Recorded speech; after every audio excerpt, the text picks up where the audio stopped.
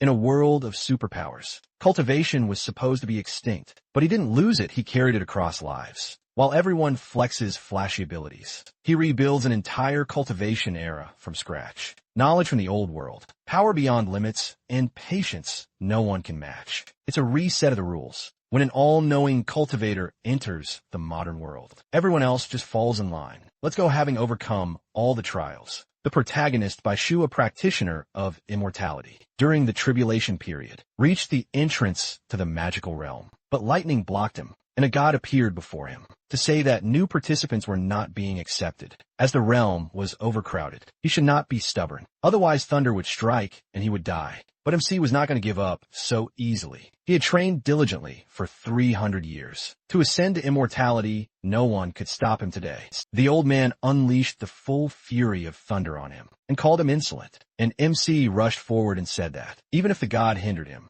he would kill him too. He swung his sword, unleashing a huge burst of energy on the god, and then attacked again, shouting that even the heavens could not stop him. With all his strength, he dealt the final blow to the deity, after which his body dissipated, and the storm clouds retreated. Sun's rays illuminated his face, and he looked at the rift in the sky. With a smile, he had finally reached the magical realm. When he came to his senses, he found himself in someone else's body, and immediately felt someone's blows on him. They were hooligans who had cornered him, because he dared to steal some woman of their brother. Who's by? Shu didn't even understand what was happening at first, and thought, is this the magical realm? One of the hooligans told him to look at himself. Maybe if he pleased him, they would let him go. He remained silent, and then the guy pounced on him. Asking, "Are you mute?" MC looked at him and realized that there were no spiritual energy fluctuations in his body, so this was definitely not the magical realm. He stopped his fist with one hand and stood up. Asking as he finished, the hooligan became very nervous and wondered why he had suddenly become so strong.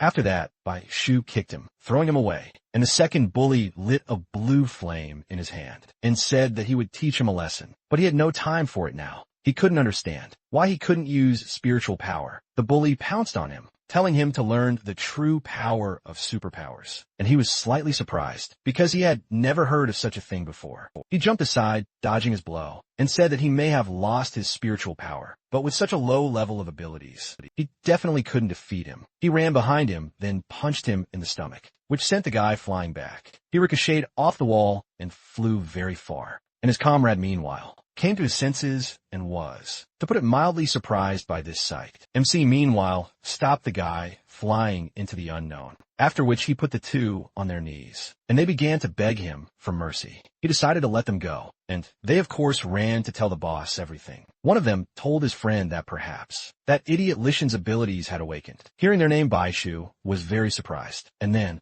his head was filled with memories of this Liz, and that was the name of the previous owner of this body. When he was a child, he lost his parents and was adopted by his mother's friend. Louis ran as a result. At a young age, he developed a disease called autism, which made him the subject of ridicule. It seems that intentionally cutting the sky did not help him ascend, but on the contrary, forced him to turn into a mortal and end up in this strange world. And the power that guy used is called a supernormal ability. Most people in this world awaken it within themselves. The owner of this body is an exception. He doesn't know if the true owner can cultivate immortality with the body. Suddenly, Shu's voice rang out, and she distracted him from his thoughts. With her worried cry, she immediately ran up to him and asked why they were bullying him again. She used her superpowers on him and said that if he couldn't fight, then he should just run away. Otherwise, he would get hurt. MC recognized her as she was his adoptive mother's daughter. She helped him every time he was bullied. The two bullied him because he was close to her. From the memories of the body's owner, it seemed that every time he was injured, she used her superpowers to heal him. It turns out that superpowers also have their attributes. After finishing with the treatment, she said with a smile that it was good that this time he wasn't beaten too badly. Otherwise, with her powers, he would have definitely had to go to the hospital. For a while, he tried to clench his hand into a fist and wondered if superpowers in this world could be magic in his understanding. Since he didn't answer, she hit him on the forehead with her finger and asked displeasantly why he was silent. He stared at her in surprise and asked how ordinary mortals could hurt him. Ji-Chi crossed her arms over her chest, thinking that his autism was progressing, and he wondered if she was looking down on him like that. She took his arm and told him to forget about it. They needed to go home, as their mother was already waiting for them. While they were walking home, Lee-san noticed that this world was completely different from his previous one. There were endless tall buildings built in a row, and there was also a means of transportation, called a car, that could easily travel hundreds of miles. And all the people of all ages dressed poorly, exposing their skin although it violates etiquette. It seems to be a liberation from yet another shackle of his past world, and supernormal abilities are the forces dominating this world. He doesn't know the aura of this world,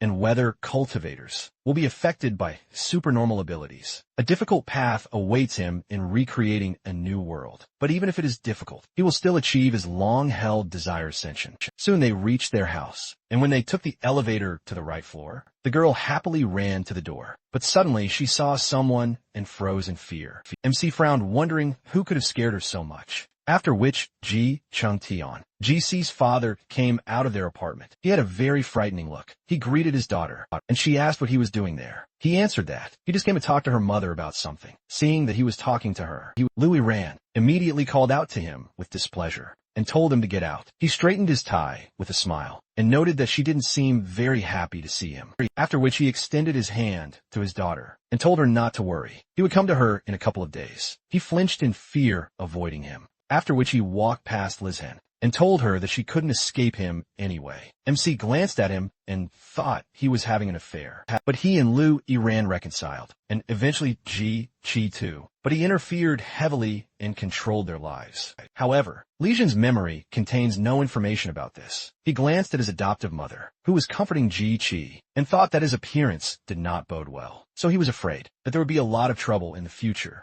so he should cultivate as quickly as possible. After that, he went outside to clear his head. As he walked through the park, he wondered what in the world is going on. He remembered how the two of them immediately went to bed after crying, and he thought he wanted to know more. But first he needed to practice. He sat on a bench and began to meditate, hoping that the true owner of the body could cultivate immortality with his spiritual essence. He needed to infuse chi into the body and imbue it with the spirit of heaven. Ancient spirit is a technique he created in his past life. It can condense, absorb spiritual energy to make its realm stronger. It becomes even more devastating when it encounters immortal cultivators. Of the same realm, streams of energy entered his body, and as he entered the spiritual realm, he wondered if the aura of this world was so thin. Even with ancient spiritual energy, it could only condense 3 spiritual powers. He began to feel chi permeating his muscles and veins, tempering his while supporting his nature, and strengthening his spirit. And to achieve immortality, he needed perseverance no matter how difficult. His entire body began to swell with heat. He gritted his teeth and wondered if this feeling could mean he had a rare body, something inherent to the Tao body. After that, the heat became familiar to him. His whole body was covered in flames, and he, looking at his hand, thought that spiritual energy was so subtle that he could practice it in the blink of an eye. But he still reached the 5th level of chi purification. Suddenly, someone called for help. He immediately looked up and saw a girl named Gyuri and Jin in front of him,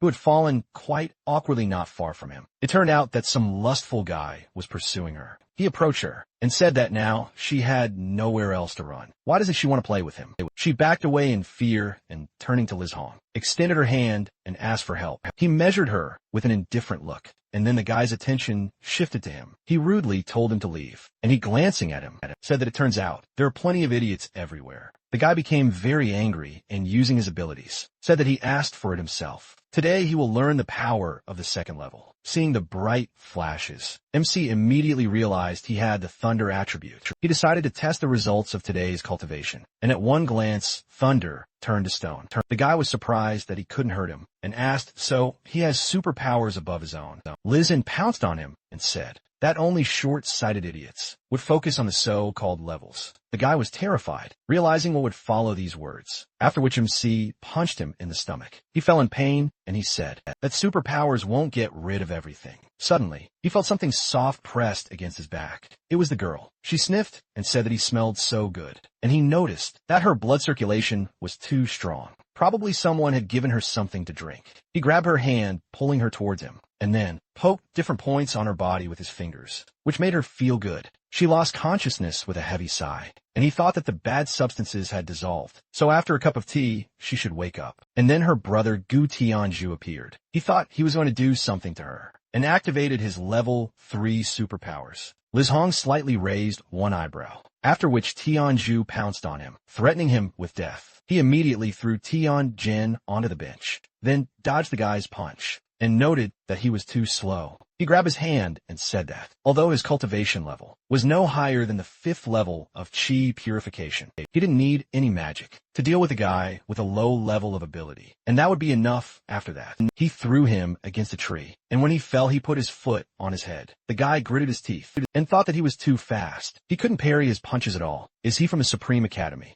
MC asked did he say he wanted to kill him. Tianju stood up and cursed, saying he could humiliate him, but he shouldn't dare touch his sister. Just thinking about it made him burn, and Liz Ann wondered if he wanted to use some kind of technique. After that the flame suddenly flared up, and could have hit him if he hadn't jumped back in time. Tianju shouted that he might not have mastered the technique yet, but his strength was enough to handle it. After that he threw several fireballs at him, but he didn't even dodge instead, erecting a barrier field of his body's inherent Tao around himself, weakening all the blows. That's precisely why that level of flame couldn't even get close to him. Tianju, meanwhile, caught his breath and thought that his flames weren't harming him. So his ability is Earth Elemental, but he doesn't think he has any superpowers at all. He asked who he even was. He responded by telling him to think about himself better. His blood was boiling and his heart couldn't take it. He was about to blow himself up. He was right. Tianju felt an intense heat that made him fall to one knee. He started to choke, but when MC abruptly approached him, he pulled himself together and warily asked, what is he trying to do again? He wordlessly poked several spots on his body,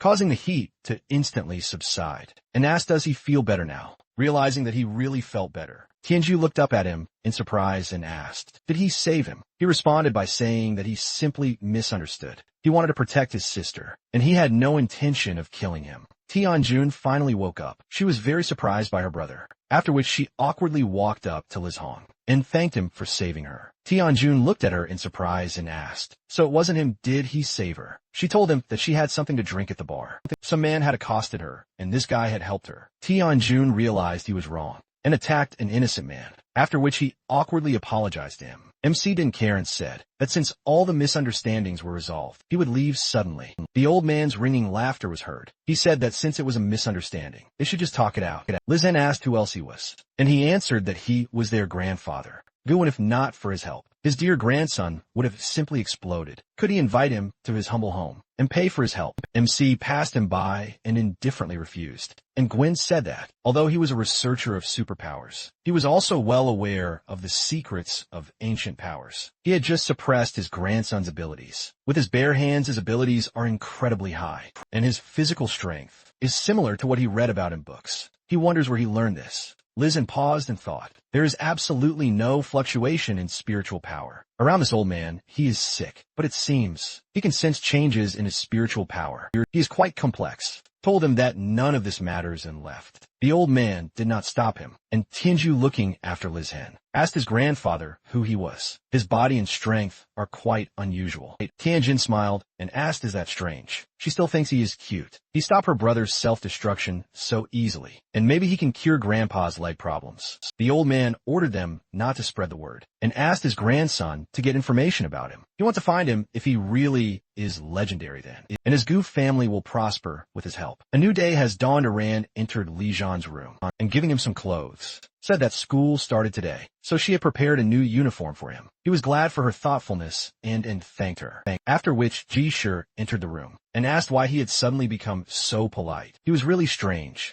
She hugged her mother and, pretending to be offended, said that her mother had specially picked this out for him, and it cost her 3 months' salary. She had never even bought her such expensive things. He looked down at the clothes and thought that their family was poor, yet they could spend 3 months' salary on new clothes. It seemed they really considered him. a full-fledged member of the family. Euron began tickling her daughter and said that she was always buying her things, which made her laugh until she cried, and asked Lizhen to try it on and show them. Watching them, he smiled slightly and thought that since they treated him so well, he should take the protection of his family upon himself. After that, they went to study. Yajin is an international, aristocratic college with a first-class faculty and rich or noble students. Most of the students have superpowers. When he walked past the students in his new outfit, they immediately began to cast admiring glances at him. Noticing this, Gigi said with a smile, "That appearance decides in his new clothes. He looks much better." The guys also started talking about him. One of them asked his friend, "He has autism, right?" If he had said so, he wouldn't have noticed. "Is this their school beauty?" GCMC glanced at them and thought that initially he didn't have any powers at all. But thanks to GC's help, he has the opportunity to attend college. But he never thought that because of his illness, he would become an object of ridicule for these children, and then those guys and their boss Chun,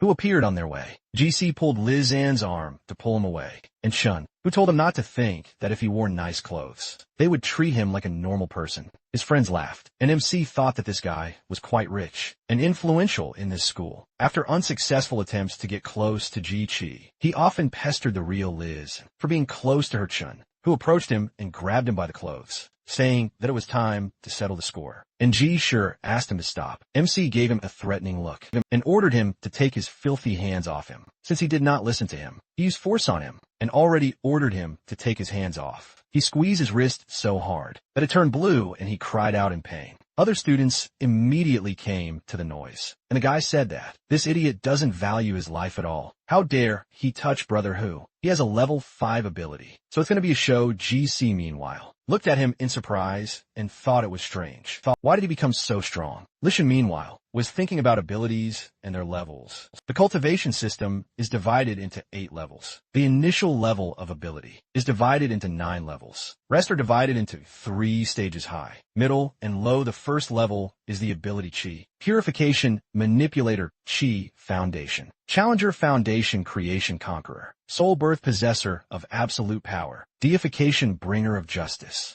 Return to Absolute Emptiness, Threshold, Harmony, Ruler, Incomparable God of War, Killing, Death, Triumph of Immortality. 5th level abilities are equivalent to the 5th level of Chi, Purification, Cultivation, but he doesn't know how strong the abilities are. At this level, Chun, who meanwhile ran to his friends and exclaimed, "Why did this idiot become so strong?" His friend said that maybe this fool had awakened superpowers. He had beaten them well last time, so he should be more careful. Chun, who angrily hissed through his teeth that a fool who had awakened powers was still a fool. If he dared to joke with him, he would kill him. He waved his hand, sending his dogs into battle. And GC shielding Liz and exclaimed, "What are they even thinking?" Even though their boss had taken a liking to her, they attacked her and said that Brother, whose father was one of the university's managers, making him the boss too. MC grabbed the girl by the waist, pulling her towards him so that his fist wouldn't hit her directly in the face, and she blushed from such sudden closeness. Liz and didn't pay attention and kicked the guy with all his might, while the girl wondered where he got so much power from. Maybe Chun,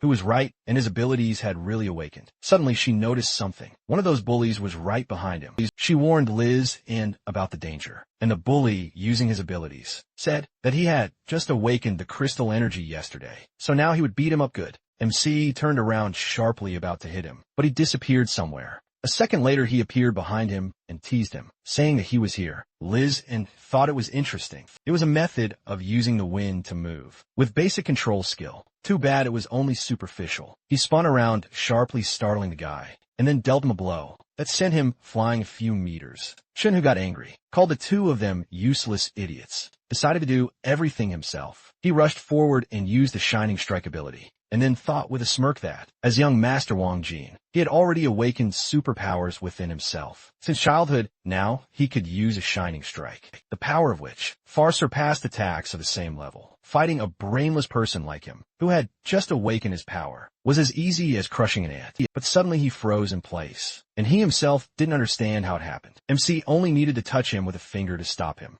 and he thought in shock, how was he even doing this? Why had this idiot's aura suddenly become so strong? He fell down in fright and exclaimed that this was impossible. Only a 6th level ability could stop his Shining Strike, but he had just awakened his powers. Li Zan approached him and said that experience is everything. then measured him with a glance. Thinking that his 5th level superpower was rather disappointing, he promised to protect this family. So idiots like him should know their place. Because he approached him, he trembled with fear and asked what he was going to do. He knew who he was. MC stretched his wrist and told him to listen carefully. From now on, he needed to watch his words and actions. After that, he started beating him, causing his screams to spread throughout the university. The students watching were shocked, and some were even glad that this idiot Chun, who was finally taught a lesson after all his blows. Chun, who lost a couple of teeth and consciousness. Ji-Chi immediately ran to Liz Hen and said that he really did get his superpowers. She was so glad that now he can fight back. She hugged his hand and kissed his cheek, which made him slightly embarrassed. Sometime later, one of Chun-Hoo's friends ran into a bar with girls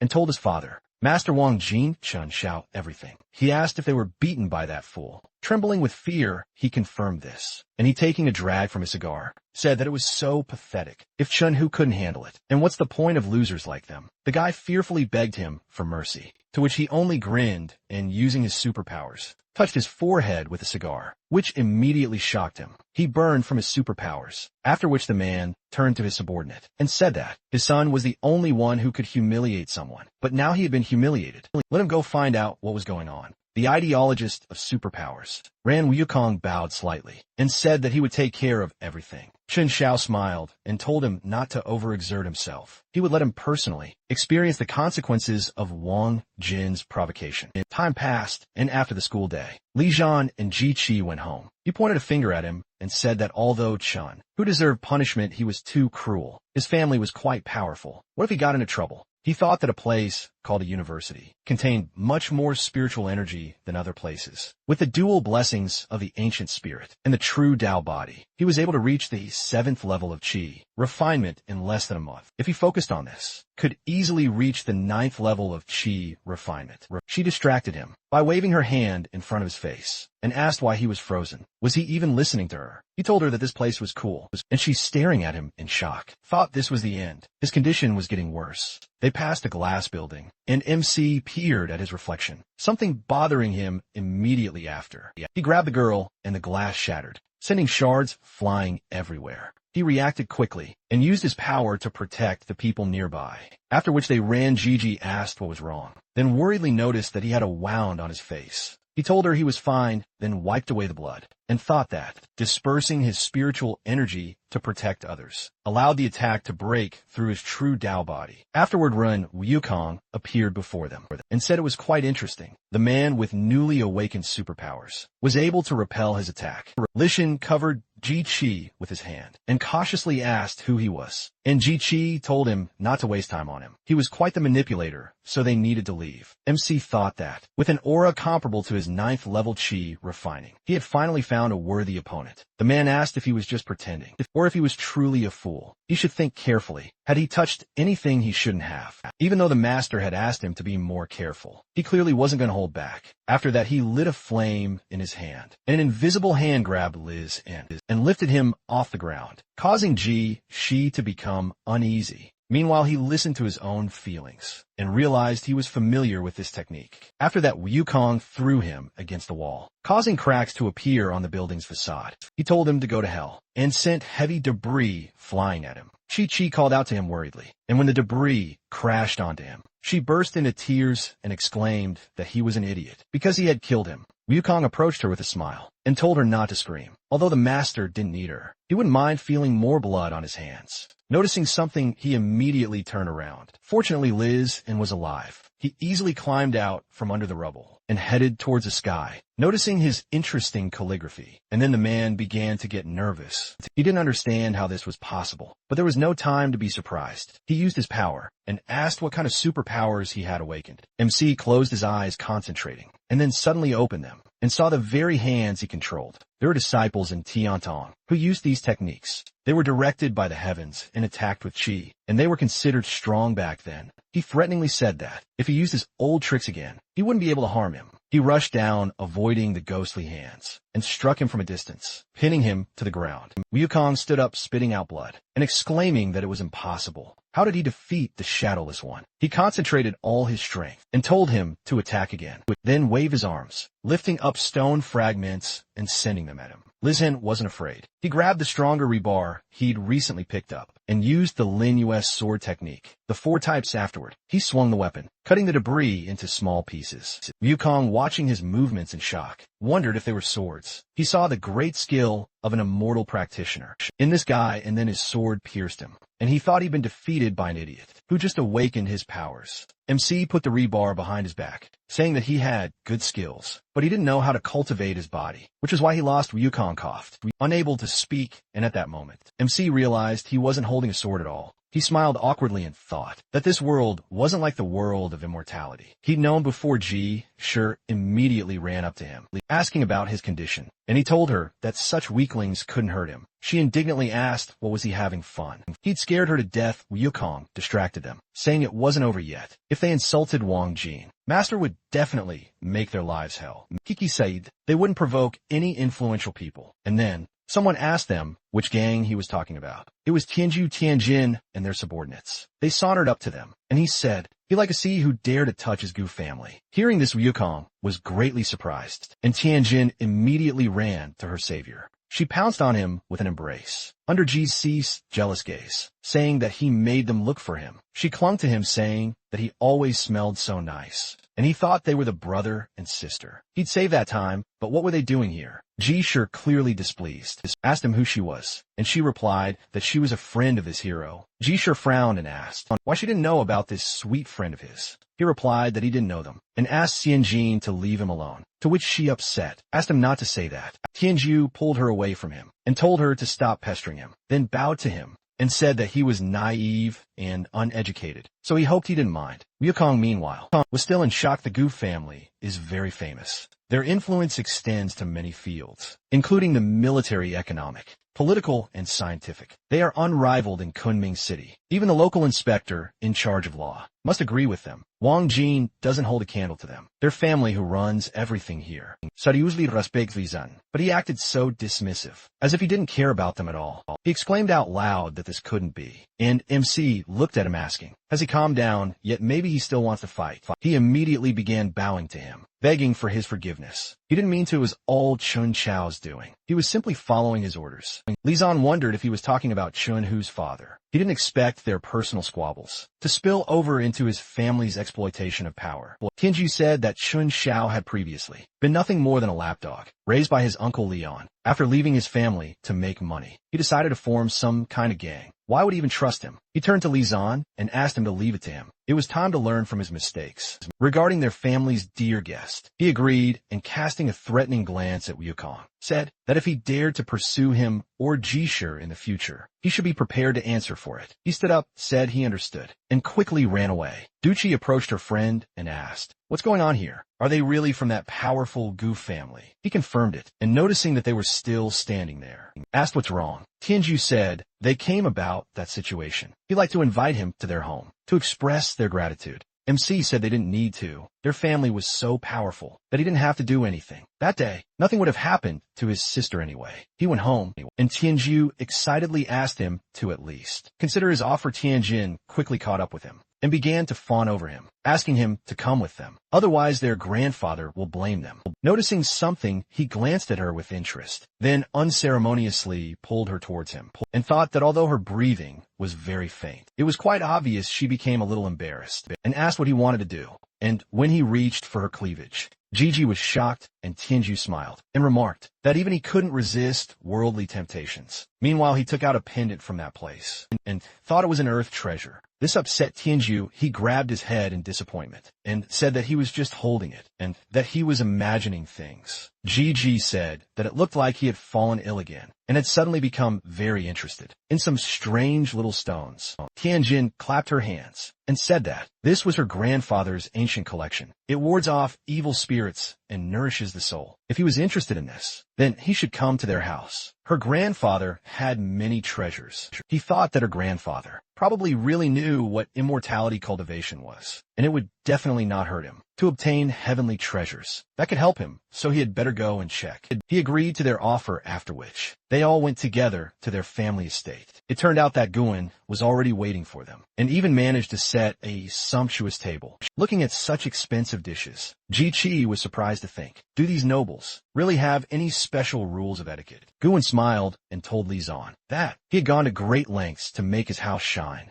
He invited them to sit down, but MC decided to get straight to the point, and showing him the pendant, asked where he got it. The old man's face darkened for a moment. He said that he had a huge collection of these old and shabby things. Was it something special that it caught his attention? He said that, since he had a huge collection of these things, he should know what was so special about them. Gigi, meanwhile, did not understand anything at all, and therefore felt offended. Gwen laughed and remarked he was an expert in antiques. Would he like to appraise the entire collection? He agreed, and Gwen asked his grandchildren to take care of their guest. For now, he called Li Zhan to follow him, and Ji-Chi worriedly asked where he was going. Tianju smiled and told her not to worry. Their grandfather wouldn't hurt him. After that, the two of them entered the elevator, and MC thought that if this old man wasn't lying, he was afraid. There were too many magical treasures in this world for immortal cultivators, but these magical treasures were clearly not created by superpowers. So where did they come from? They descended to the bottom floor and exited the elevator. Huge doors faced them.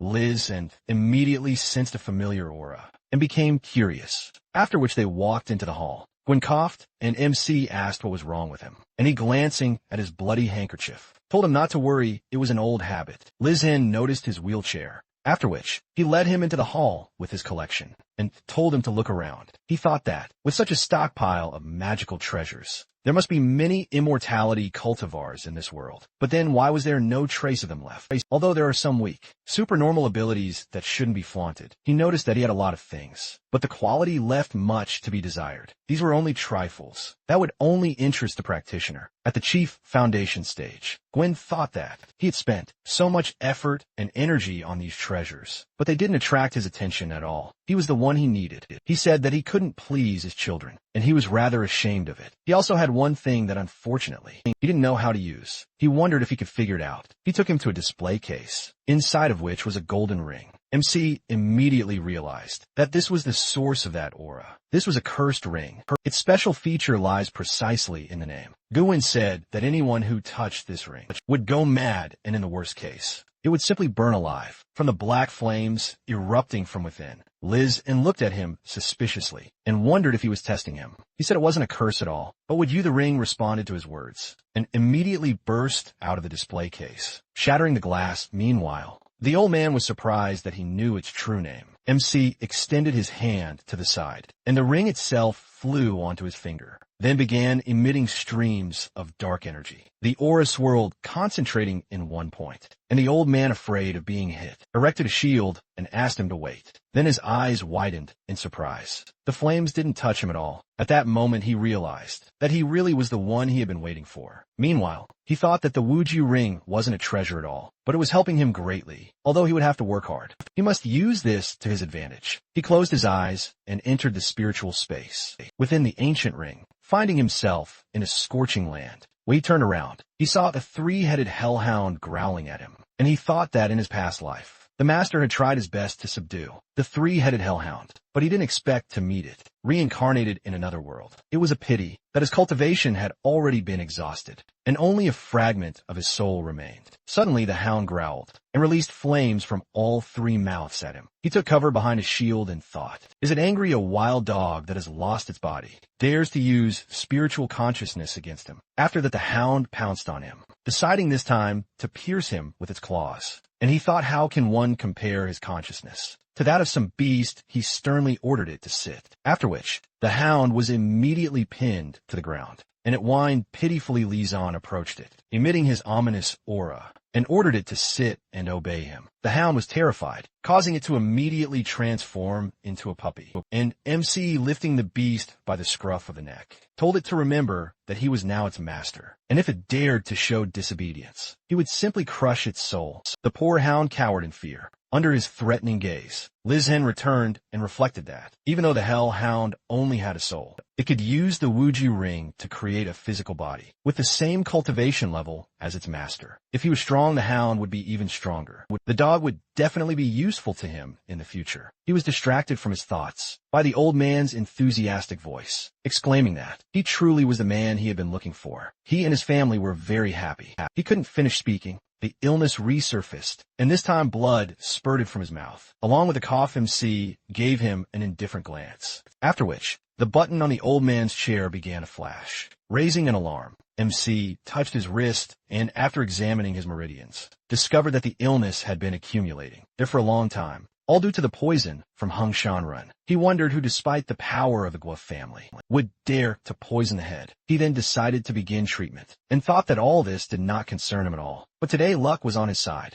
In gratitude for the ring, he would save his life at that moment. The head's son, Damien, and Dr. Andrew ran into the hall, seeing that Lishan was doing something to his father. He ordered him to immediately step away from him, then ran up to him and asked what he had done to him. The doctor began examining him, and MC replied that he was saving his life. The man exclaimed, "Does he think he's completely stupid?" It was obvious that he wanted to harm the elderly man. Lishan lit a black flame in his hand, mentally calling him an ignorant idiot. And at that moment, Gu Wen's grandchildren came running and started asking Damien why they were arguing with the master. He indignantly exclaimed, "How can they call some brat a master? Is the old man so stupid as to believe a charlatan?" Tianju told his uncle that he really wasn't a bad person, but he must have misunderstood something. He chuckled and said that he believed what he saw more. His father was more important now, but he would take care of him once he recovered. MC grinned, wondering how he was going to treat his illness. After which, Damien called the doctor and asked him to help. He told him that he would do his best, and then used his healing superpower hydrotherapy. He doused the poor old man with water, and Lishan thought that manipulating water in the body to treat internal injuries was called water healing. But the poison had already penetrated the heart, so it was all useless. The old man coughed again, which scared his family, and the doctor apologized to them. His symptoms were too strange. His superpowers wouldn't help here. They had better prepare for his funeral. Tianjin burst into tears, disagreeing with this outcome. Damien, with a grim expression, told the doctor it wasn't his fault. He pointed his finger at Liz and shouted in rage that it was all this brat's fault. He must have done something to him. While they were gone, Tianjin asked him to stop. If the doctor couldn't do anything, then let the master try. She wanted to save her grandfather. He exclaimed that this scoundrel had harmed her grandfather. How dare she let him even touch him? He was against it. MC warned him that if he continued wasting his time, nothing would help his father. Damien called him overconfident and exclaimed that he had no right to say anything here. Andrew was the city's chief healer. He had never let them down. The current situation was because he did something to their old man. Lizen pointed out that he had already prevented him from saving his father. Several times he really doubted his medical skills. Maybe he had some ulterior motive and was just deliberately stalling for time. The man gritted his teeth, unsure what to say, but he was right. After that, he waved his hand and ordered the guards to arrest the killer. MC thought they were all a bunch of idiots,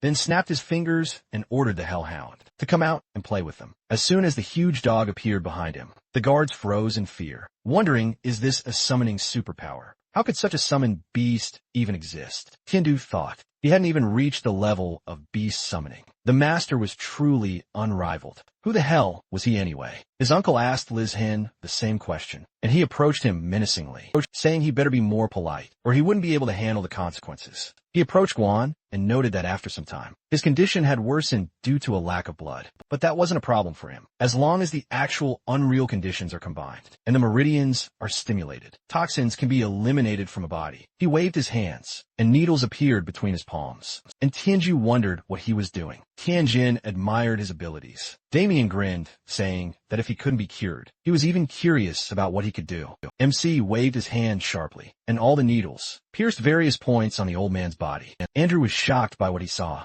This was Chinese acupuncture, after all. Tianjin asked him to explain it, and he said that Chinese acupuncture is one of the best medical techniques in the country. When used correctly, it can help unclog the meridians, strengthen the body, and eliminate evil. It's just that in their time, medicine increasingly uses supernatural abilities. Ancient medical knowledge was lost. He had only heard about it before. Lisa noted that there was a lot of information about it. Dark energy began to emanate from the needles, and he said that he was starting the final stage. The remaining poison accumulated in the heart vessels must be displaced with a surge of energy. He sharply injected energy into him immediately, after which he coughed, and his grandchildren leaned forward worriedly. Tianju examined him. and asked if he really hadn't succeeded. Damien chuckled and said that he had told him he couldn't cure him. Then Guan opened his eyes, and his grandchildren began hugging him, saying that he had scared them to death. He smiled and hurried to reassure them. While Damien was shocked, he had expected a different result. Guan looked at his hands and said that he felt well for the first time. Since he felt ill, he thanked Liz Hen for his help, and Liz Hen replied that he was able to save him because he was here now, but in the future, if someone poisoned him again, he could only pray. Realizing that it was more than just an illness, Tianjin and Tianju became nervous, and Damien, with a gloomy face, approached him and told him not to think that he could say such things just because he cured his father. Who could do such a thing? Under the protection of the Gu family, his health had deteriorated because of his abilities. MC noted that despite this, he continued to slander, claiming that he had a fin to the head. He found no response to this, and Tianjin said that her uncle had always seemed a little strange to her. After all, her grandfather hadn't been studying supernormal abilities. For a long time, her brother agreed with her, and added that Grandpa had always been in good health, although in the early stages, he had problems with his legs. Due to his superpowers, he had no other problems. He started taking Uncle Damien's medicines, and only then did his health deteriorate. Gwen's hands tensed was his son poisoning him. Damien, meanwhile, grabbed his nephew by the clothes and exclaimed, "What is he talking about? Some stranger just said such nonsense." And he immediately began to doubt him. He doesn't believe his uncle. Tianju asked him to calm down. He was just reasoning. Guan measured his son with a glance, then handed the master the medicine he had been taking, and asked if his son could try it to prove his innocence while he was examining it. Damien exclaimed indignantly, "Does he doubt him?" Liz and handed him the medicine and told him to drink it since it wasn't poison. But he became nervous, and his reaction made his father angry. Damien asked how he could disdain medicine, and Andrew said that he recalled Chief Gu saying that medicines made from various natural herbs were safe for ordinary people. To drink, the man clenched his teeth in rage, silently telling Liz that he wouldn't let him ruin his day. How dare he frame him? After that, he pulled out a gun and shot the doctor, telling him to shut up. But MC quickly reacted and caught the bullet. The poor doctor was almost overcome with fear, and he said that he thought this could be considered an admission that the medicine was poisoned, convinced that Damien was to blame. Gwen shouted what it all meant, and he exclaimed in response that there was nothing wrong with this medicine. That doctor must have poisoned it and framed him. He raised his hands and fearfully answered that this was not so. How could he dare poison the head's medicine? Lizen remarked that he apparently would not give up until he saw the Yellow River. After that, he suddenly appeared in front of him, and with just one wave of his hand, disarmed him and also tore his sleeve. Because of this, everyone saw red spots on his arm and began to wonder what they were. And Andrew said that they were not spots, but rather a scar from poison that corrodes the skin. MC said that when he arrived, he noticed that he had intermittent breathing. He poisoned Gwen's medicine with crushed red root. Over time, the poison penetrated his skin. It's not fatal, but it can take several years of life. This made Damien very scared, and asked, does that mean he's poisoned too? But he doesn't want to die. He fell to his knees in front of him and said that there are only a few people in China who can cure the poison of red root. He asked him for help, and Tianjin, shocked, told her grandfather that he really gave him poison. His face darkened while Li Zan kicked the man away,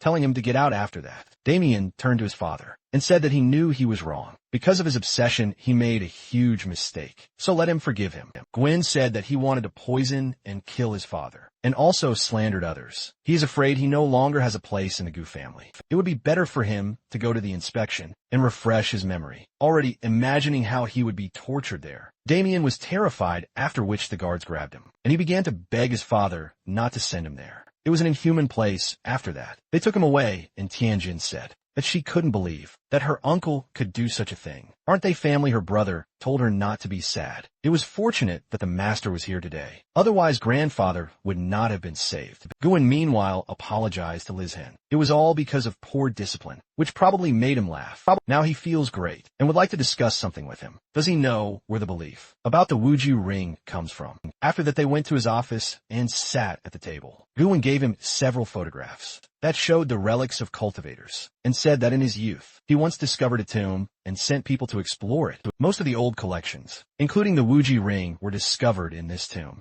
MC glanced at the photo and thought that for ruins of such a scale, it must have been an era of spiritual cultivation, full of spiritual energy. Most likely, there is something else hidden underground, and perhaps it will help him in his cultivation. He inquired about the current location of these ruins, to which he replied that it so happened that, while exploring the tomb, his subordinates foolishly triggered the mechanism, resulting in its self-destruction and collapse. So he will not be able to look at the ruins in person. However, if he really wants it, he will try to find the rest of the relics for him. He asked if he found it ridiculous that a supernormal researcher wants to help him with his practice. He replied that he didn't even know how long and winding the story was. When the old man was young, he was very obsessed with power and money. He thought that, with absolute power over supernormal abilities, he could obtain both. But after thoroughly researching these abilities, the old man realized they had enormous flaws. This seemingly immense power, like poppy seeds, corrupts the human mind. But at the time, the old man was greedy and enjoyed the benefits of researching superpowers. He ignored all the risks and decided to continue his research. Little did he know that by peering into the abyss, he had long since sunk into its depths. Like a tormented soul, trapped in the darkness it so yearned to comprehend. The power of superhuman abilities far exceeds that of ordinary people. He fears that similarly innocent and reckless people will repeat the same mistakes.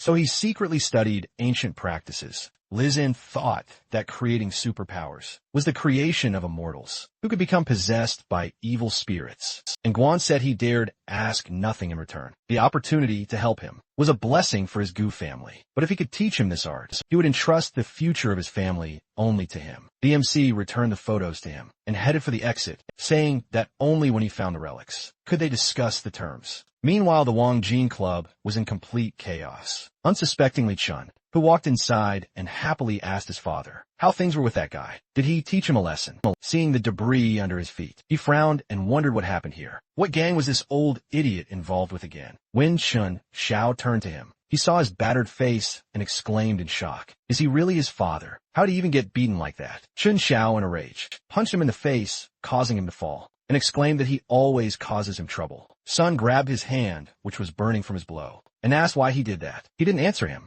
In a rage, ordered him to get out of his sight, after which he remembered what happened here. Tianzhu came to him and destroyed everything because they dared to attack Liz Hen. He clutched his head and told his son that he was an arrogant idiot. He had picked the wrong person to fight, and of all people he had gotten involved with, Lishan Yukong, who had also suffered at the hands of Gu's men, asked him to calm down and said that, since the Wanjin had provoked the Gu family, it was useless to continue being angry with the young master. The top priority now was entertaining their esteemed guest from the east. Chun Xiao swung his fist at him and told him to hurry up if he made another mistake. He would make him regret being born. He excitedly replied that he understood everything. And the next day arrived Liz and Ji Qi were walking around the university campus during recess, and she asked what they had talked about with Headmaster Gu the previous night when he left. His face was completely blank, but when he came out to see him off, he was beaming with joy. The MC replied that they were discussing some deals. The girl immediately imagined Li Zhan and Tianjin in wedding attire and hoped that they were discussing trade.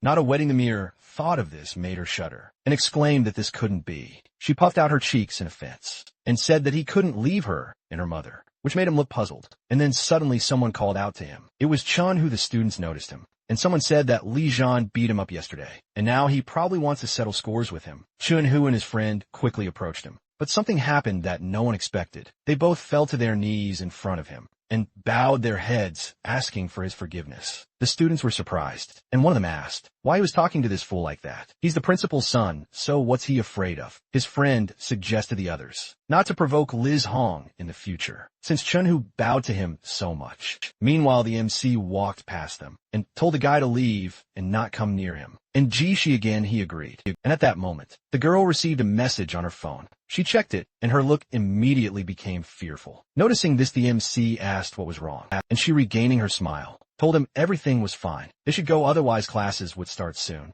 It turned out that Dongfang Yuanshou had messaged her, asking to meet on Saturday. A few days later, a sunny Saturday, Yajin University, the protagonist sat in a meditative pose next to a huge football field. The students passing by him started chatting. One of them asked why he was frozen there. Did he even understand? He replied that he should believe him. He knew this special state of his very well. Another one added that they should speak more quietly. Chun, who was supporting him, the protagonist, released energy, and the guys stopped in surprise. They started shouting, "What the hell? Why can't he move his legs? Why did it suddenly get so cold? It's all his fault he insulted Liz and he heard." Then the MC looked at them intently and thought, a bunch of unremarkable people who can't even stand the aura he involuntarily exudes. Shoo! He pointed a finger at them, and they fell to the floor, wondering what the hell just happened. The firstborn of chaos, how creepy. The protagonist watched them go. They started running away, shouting that they were apologizing. He was wrong, they have to get out of here. The 7th level of Chi refinement. The aura of the realm is very thin, and the possibility of cultivating to this level is the limit to pity. They don't know when. Grandpa Gu will find a place full of spiritual energy to make a breakthrough in foundation creation.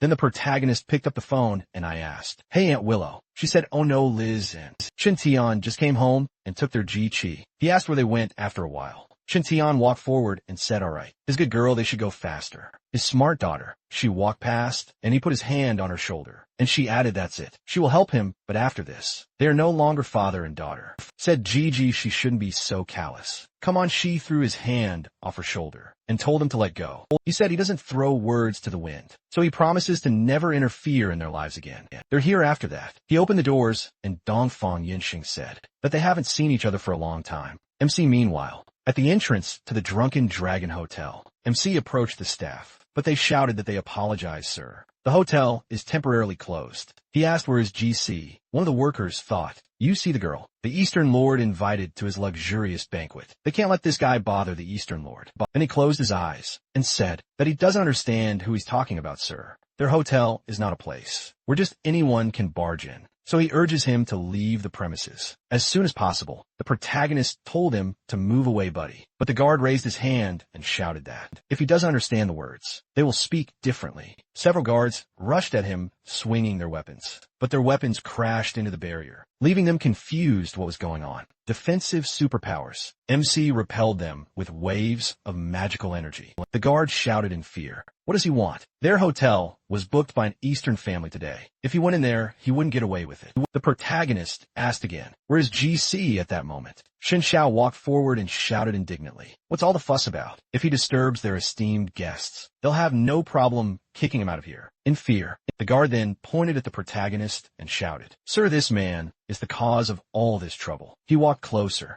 and, pointing his finger at the protagonist, asked where did this wild guy come from, daring to cause trouble on his property. Someone, they should throw him in the pool and let the snakes have a feast. At that moment, his subordinate whispered in his ear, "Boss, it's Liz Hen." He was surprised, Liz Hen. And then the cigar fell from his hands, and he smiled and said, "My God, it's Liz Hen, his brother." He admits he didn't recognize him right away. He apologizes profusely. So what brought him to his humble hotel? He seems to be in a great mood. The protagonist asked where Gigi is now. He asked Gigi. His subordinate whispered, "The Eastern Lord invited this girl, and she's with Liz." And before he could finish speaking, the hotel owner stepped forward and said that she was now in a luxurious room with her friends. They should take his brother there immediately. The subordinate said yes. Then the employee turned to the boss and said, "Sir, if he lets Liz in, the Eastern Lord will definitely not forgive them so easily." He took another cigar and shouted, "What the hell else should he do? If they don't let him in, there will be problems with the Guo family. He should go and tell the Guo family everything, and at least secure their favor." He bowed and replied, "Yes, sir." Meanwhile, Chung took a cup of drink, and after drinking the contents, thought that he didn't know that everything seemed so simple. Now a bright streak will come for his family Gigi. She must understand her father. Everyone is chasing fame and money. To come to an agreement with the Dongfang family, he must sacrifice her, but it's not so bad. After all, this is a lucky match. Many dream of such a thing. Then he looked to the side in surprise and asked Ha. MC approached him. He said, "All people are a herd that can't do anything worthwhile." After that, he stood up and waving his hand said, "Hey, idiot, he needs to get out of here. He shouldn't force him." Before he could finish speaking, the protagonist grabbed him by the neck and lifted him up. He started screaming. He is to let him go, MC said. A father who betrayed his own daughter. He has no shortage of kindness. He will die by his hand. Then he threw him into the wall and told him to disappear. Chung Tian, looking after him, thought a demon, as if he had become a different person. Meanwhile, Yuan Xiao said, Ji Chi, they haven't seen each other for so long, but she's still as irresistible. Her eyes sparkle like precious stones. As soon as he saw this, he lost his head. He reached out to her face, and she threw his hand away and told him not to touch her. He told her not to frown Gigi. He's only joking. She took her purse and, getting up from the table, said Chintian invited her to have dinner with him. As she can see, they're finished. So Shigoi took a sip from his glass and said, if she wants, she can go. He won't stop her. But what would her father do to her mother? Then she turned around indignantly and shouted he told her to sit down and stay with him a little longer. He apologizes, my dear. He knows he didn't make the best impression on her, but he also has trouble suppressing his emotions. He poured another round of alcohol and said that he actually came to set the record straight. She returned to the table, and he handed her a glass and told her to drink more wine, and they would talk it over. She knew she could trust him, didn't she? She took the glass and, frowning, thought, why was he being so kind? But if she upset him, her father would hurt her mother. He thought he had mixed the wine with an intoxicating substance he had bought on the black market. The person who drank it would fall head over heels, in love with the man sitting across from her. She must drink drink it to the bottom, and then she would be his. The next second, the hall door flew open. They looked at each other in surprise, and Yuan Shao asked who else was it. How dare he interfere? The protagonist walked forward and said that he came for GC. She approached him and said, it's him, Liz Hen. He confirmed it, and Yuan Shao thought, Liz Hen. That idiot. He rose from his chair and asked, did he think he was trying to mess things up? He concentrated energy at his fingertips, then clenched his fist and shouted that he must die. Ji Sure said, in fear, Liz Hen. He covered her with his hand and told her not to be afraid. He said that he lost control, and then he released powerful energy. Throwing Yuan Shao aside, he screamed loudly, spat out blood, and hit the wall. He thought, what the hell happened? Where did he get such strength? The protagonist then pointed his hand at him and said that he had insulted his family. Therefore, he must teach him a lesson. He sent out a powerful energy, creating an explosion at this moment. Ji Liqian, a level 9 bodyguard of the Dongfang family, stood in front of Yuan Shao, protecting him with a shield made of ultra-resistant metal alloy. He turned around and said, sir, you can't underestimate this man's strength. They should go to a safe place and leave the problem to his subordinates. He put his hand to his chest and shouted that he would not rest until he cut off his head. He will kill him, Liz, and he will die. He looked at him and then said, okay, sir. MC thought, refining chi metal alloy. Then he said, today he will show you a few tricks. Leakin frowned and said he is strong and overconfident. No one dares harm the young master, so he will rip out his heart. With these words, his hand transformed into a firearm. Then the protagonist threw a table forward, shielding himself from the bullets, and Liqian began firing non-stop. Yuan Shao shouted, idiot. He shouldn't touch him, and the protagonist, easily dodging the bullets, thought what an interesting ability it was to gather true energy in the body and then reproduce it, but still, it was just a mediocre imitation of cultivation. With these thoughts, he approached his opponent and struck him in the chest with a single blow. Liqian then transformed into a sharp weapon. He aimed an attack at the protagonist's neck, but the latter grabbed his arm and flipped him over, slamming him into the ground. Liqian's mouth then opened, revealing a cannon from which a projectile was fired, creating a small explosion. Then MC caught all the bullets that flew out between his fingers and said, too slow. Liqian frowned and wondered if he had stopped even his advanced attack. Where did such speed come from?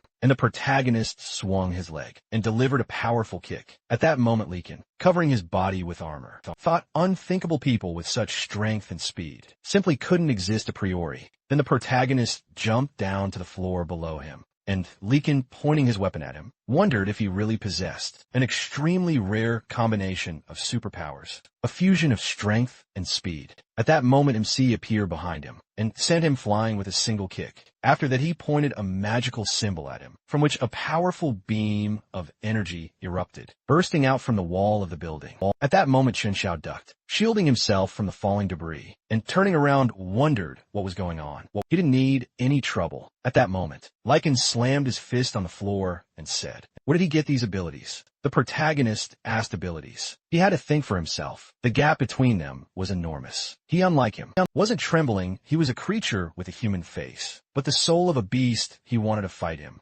Liqian took a special ampoule and said, his loyalty is unwavering. From the moment he entered the Dongfang family, he obeyed them unquestioningly. That's his principle of being human. No matter what happens, he will complete the task. At this moment, he used an NB-type energy amplifier on himself. It constantly increases the user's energy power for a short period of time. Affecting their lifespan, his body began to change. He screamed loudly and his eyes turned bloodshot. His energy began to surround his body, and MC thought he had energy boiling inside him, similar to spiritual power, although it was slightly different. After that, Leekin's hands again transformed into firearms. He shouted that he must bite. He aimed several powerful shots at the protagonist, but the barrier reflected his attack, and he thought that this attack was truly stronger than the previous one. A crack appeared in his barrier. Then he flicked his finger and said, "It's time to finish," he said, the hellhound to attack, and the huge beast headed for Leekin. He thought summoner. This is his special ability. So this is his power. Then he conjured several grenades from his hand, and a powerful explosion occurred,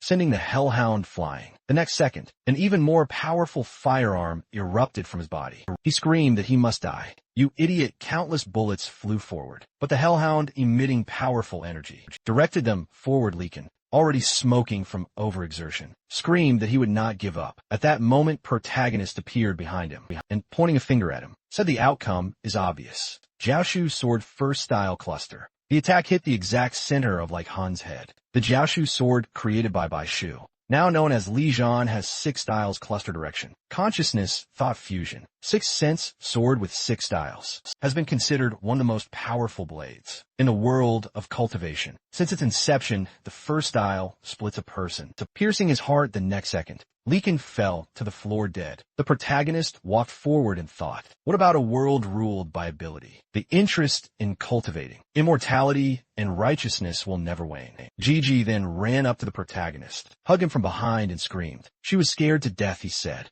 "It's okay, she won't be harmed." She then looked at the hellhound and asked, did he summon this little dog? Where did he even get the ability to summon animals? He said he was his subordinate. She asked subordinate. Then Shen Tian helped Yuan show up, and he said, wow. A freak defeated a level 9th person. Shen Tian exclaimed, "Song, be careful." Yuan Shao gritted his teeth and shouted in irritation. In his entire life, no one had dared to openly attack him in the presence of the Dongfang family. The next second, numerous guards surrounded the protagonist and GC. Yuan Shao wiped his face and asked, does he think he can leave alive at this moment? Gwen said, you have to take care of your family. Yuan Shao was surprised by this voice. Gwen asked, does he value his family? He put his hand to his chest and said, ah. So that's it, Mr. Gu. How could he forget that there was a Gu family that had nothing better to do than constantly cross the Dongfang family? He thought, usually the head of the family is nowhere to be found. So why is he here? Now his father only invited him once, and it was all in vain. He doesn't even show up at the Chamber of Commerce. What is he doing here? Then Shantan was surprised. Is it Mr. Gu? He thought. It's understandable why the idiot acts openly. He has the Gu family support. Then Guwen rode up to the protagonist and said,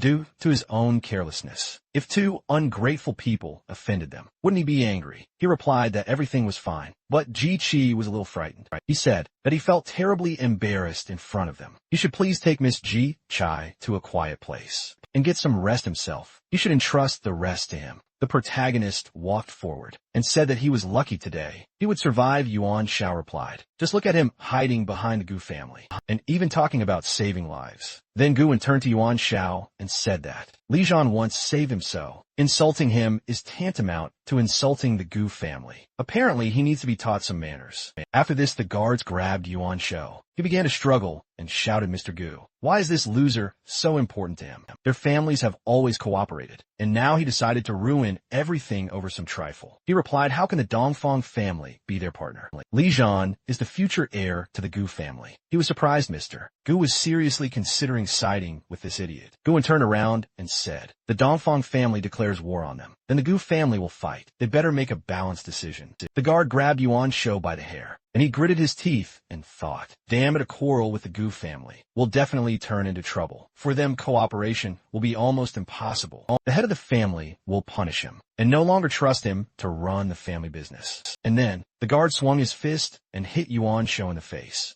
He desperately said, Mr. Gu, he was wrong. He will never do this again. Guwen turned slightly and said, insulting Liz Hen is unforgivable. This is his lesson. After a while, Yuan Shao threw a glass at Chun Tian's face, smashing it into pieces. He was lying on a hospital bed and asked, didn't you know Liz Hen is his ex-wife's son? And he has an unusual relationship with the Gu family. Why the hell didn't he know about this? He replied that he really didn't know. He had just been informed that a large number of customers had canceled their orders, and the Ji family had suffered heavy losses. Lishan left him no choice. Just like him, damn Lishan, damn the Gu family, it would have been so much easier if the family leader hadn't been so eager to obtain the results of his supernormal research. For the Guo family, Yuan Shao clenched his fist and said how he would have thoroughly enjoyed the suffering. After that, Cheng Tian poured water into a glass and said that his status was high, so it was improper to dirty his hands. And besides, the Gu family wasn't so easily harmed. However, they could get rid of Liz Hen with someone else's hands. He held out the glass, and Yuan Cho asked, "He means them?" Then he smiled, took the glass, and said exactly.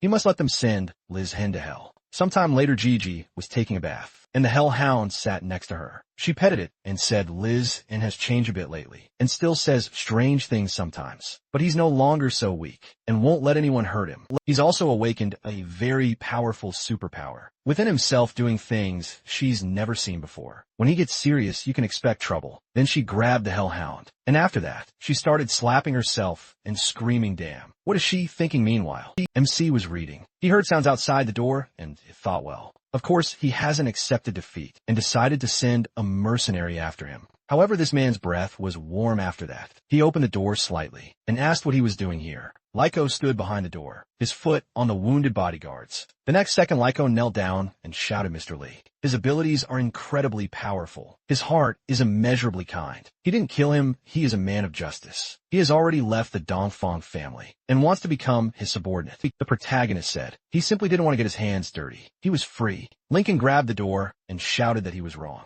He begged for forgiveness. He was willing to do any job, if only he give him a chance. He asked for the reason he got down on all fours, and replied that he loved reading novels about heroes like him. Since childhood, he was completely out of his league. He had never seen such superpowers. He was definitely one of the strongest masters in the world. He wanted to be like him. Then he slammed his head on the floor and added, "Just let the master let him stay. Otherwise, he must kill him." The protagonist looked at him and thought. First, he was a henchman of the Dongfang family, and now he wants to join them. Could it really be that simple? It was worth hitting him to bring him back to his senses. However, his physique and abilities are different from ordinary people. This could be useful. Then he said, "Okay, you must keep an eye on the door. This is the first order for now." He shouted that he obeyed Master Lee. Meanwhile, GC came out of the shower and asked Liz Hen who was there. He replied, "Lykian. He will protect them all if he is not around." Then he returned to the door again and asked, "Is there something urgent?" Tianjin stood there smiling and waving, "Hello, brother." Jichi asked what it was this time. She said Grandpa had asked her to give something to her brother.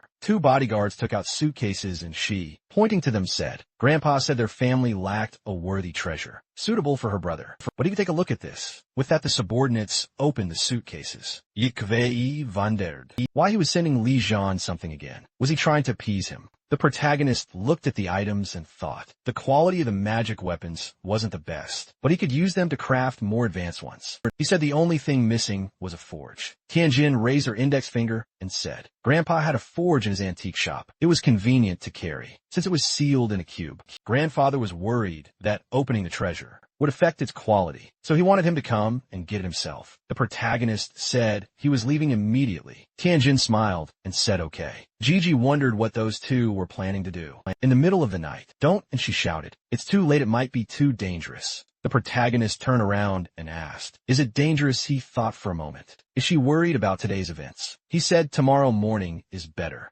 Tianjin waved her hand and said, "Okay, brother, tomorrow morning after that." The protagonist closed the door and said, "No need to worry so much." He took the girl by the shoulders and said that he wouldn't let anyone harm them. She lowered her gaze in embarrassment and said that she wasn't worried about herself. She was worried that he might be kidnapped. He asked, "Kidnapped?" She shouted indignantly, "Idiot." The next day, Zhang Ming said, "Miss Gu, welcome." "And who is he?" Tianjun took the protagonist by the hand and, smiling, thought she was so glad to spend time with her brother. Then she said that this was a very good friend of their Gu family. Li Zhanming's meeting pointed to the store and said, "In that case, he apologizes. Mr. Li esteemed guests. If he is not mistaken, they came from Mr. Gu's Antiques. He wants to accompany them." Then they went forward, and he, stopping near the items, said that no one had touched this treasure during his entire stay here. "Mr. Li, would you please check it?" He said that this is a low-quality product, and he should get rid of it. Ming shouted in surprise, "Get rid of it. But this is the store's treasure."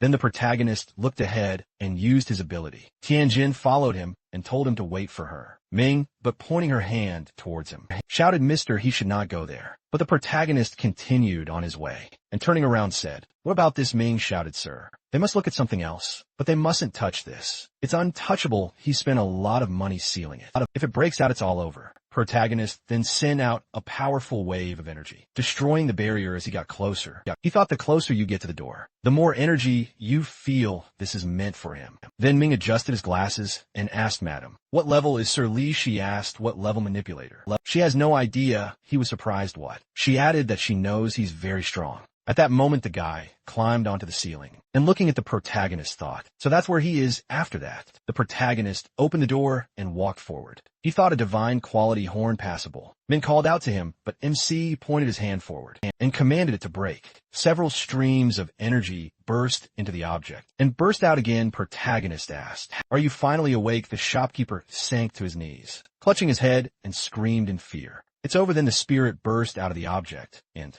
laughing loudly, shouted, "It's hungry, terribly hungry." Tianjin screamed, "The horn is alive." She'd never seen anything like it before. "Come on, little brother." The spirit shouted, "Brains." It wants his brains. It reached for the protagonist. At that moment, Ming continued to scream in fear. "They're all corpses." The spirit rushed toward the protagonist again and screamed that it would eat his brains. MC aimed a pulse of energy at him and, moving back, said how wayward he was. He needed to be taught a lesson. The spirit repeated again, "Brains." The protagonist uttered Ling. Use sword technique, second style choke. A powerful energy erupted from the spirit. It shrank in size and said, "Brain." It hurts. Protagonist approached him and said that he must serve him or die. A few seconds later, Tianjin ran up to the protagonist and asked, "Brother, is it over?" He looked at the object and said, "Aha." Ming ran up to them and said, "Sir." That scared him to death. The next second, the protagonist turned around and, pointing a finger forward, asked how long it would take to kill him. The guy fell to the floor. He extended his hand to him and said, "Boss." He asked for forgiveness. The protagonist asked who his client was. He shouted, "Boss, he must calm down. He will explain everything. But first he must meet the king of hell." Then he set forward a low-level spider web. The next second, the web wrapped around the protagonist's neck, and Tianjin screamed in fear, "Brother." The attacker screamed, "Idiot. He mustn't underestimate the enemy. Cut off his head and get a reward." Then he thought, strange. Why isn't it cutting his web is stronger than steel? What's wrong? Then MC said, "Show him what he could do." Next second, a spirit burst out of the object and, pointing its hand forward, shouted, "Brains." The guy thought in fear. What the hell? The spirit pierced his body and shouted, "Brains." After that, the protagonist said, "Hey, he's his servant now, and his old bad habits must be eliminated." He looked at him after that. The protagonist crouched down next to the guy, and taking his hand, noticed the symbol. Ming shouted in fear, "The Church of Blood Demons." The Church of Blood Demons is an exclusive organization of assassins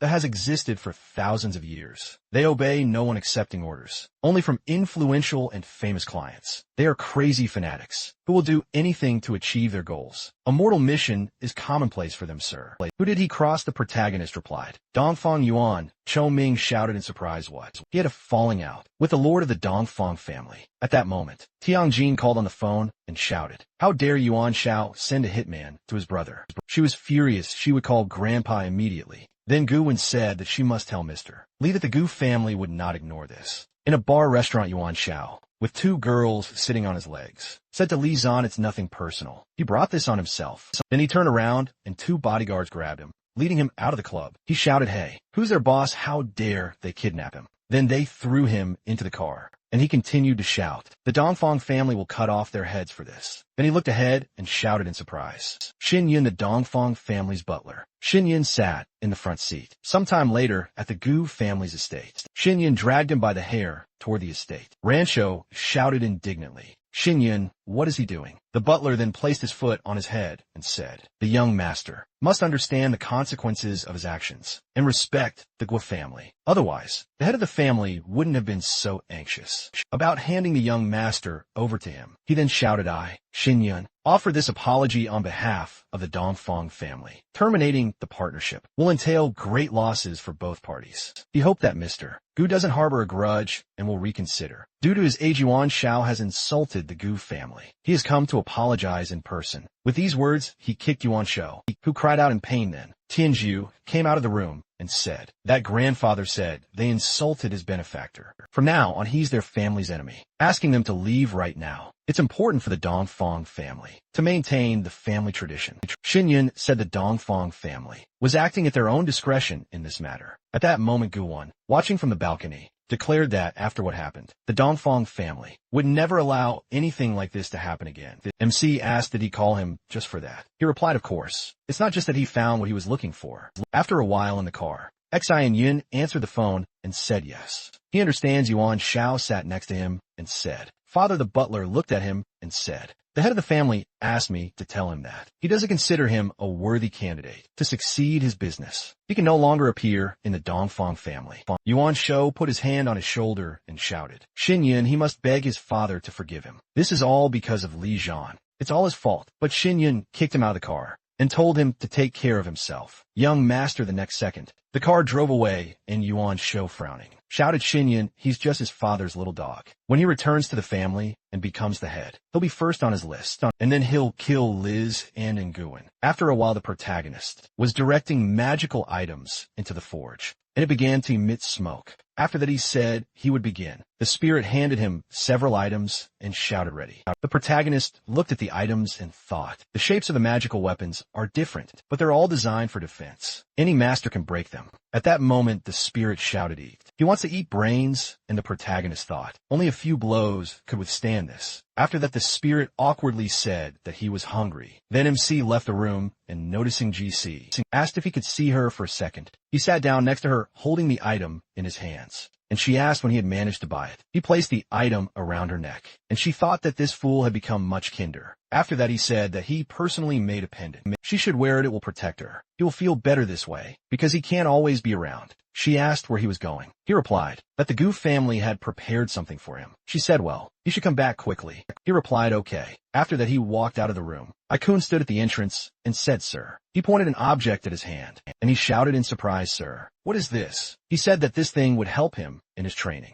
He should continue to guard the doors. If he makes a mistake, his life will turn into hell. He replied, yes, sir. Sometime later in the city of Qingkong, a suburb, Tianju walked forward and said, sir, the Black Raven is an underground fighting ring. These are black market fights, the participants of which are people with superpowers. The owner of the Death Arena is an eccentric person. He will not allow members of the Gu family to enter his territory unlike them. The brother and sister, the protagonist, asked if the two of them could apply together. He replied yes. He was right, however. If unforeseen circumstances arose in the arena, they would block the master's entry into the ruins. Afterwards, they cast magical symbols on the door, and Tianjin, stepping forward, said, brother, he should relax and enter the ruins with peace of mind. He can rely on them, he asked. Are they absolutely certain? Tianju folded his arms and said, master, their low levels don't matter here. The combatants must wear special bracelets. To test their abilities, they will be equal. Tianjin said, brother's unquenchable fire and her icy spirit will easily defeat the enemy and save their lives. Isn't she right? The protagonist sighed and thought that people with a similar mindset did not live long.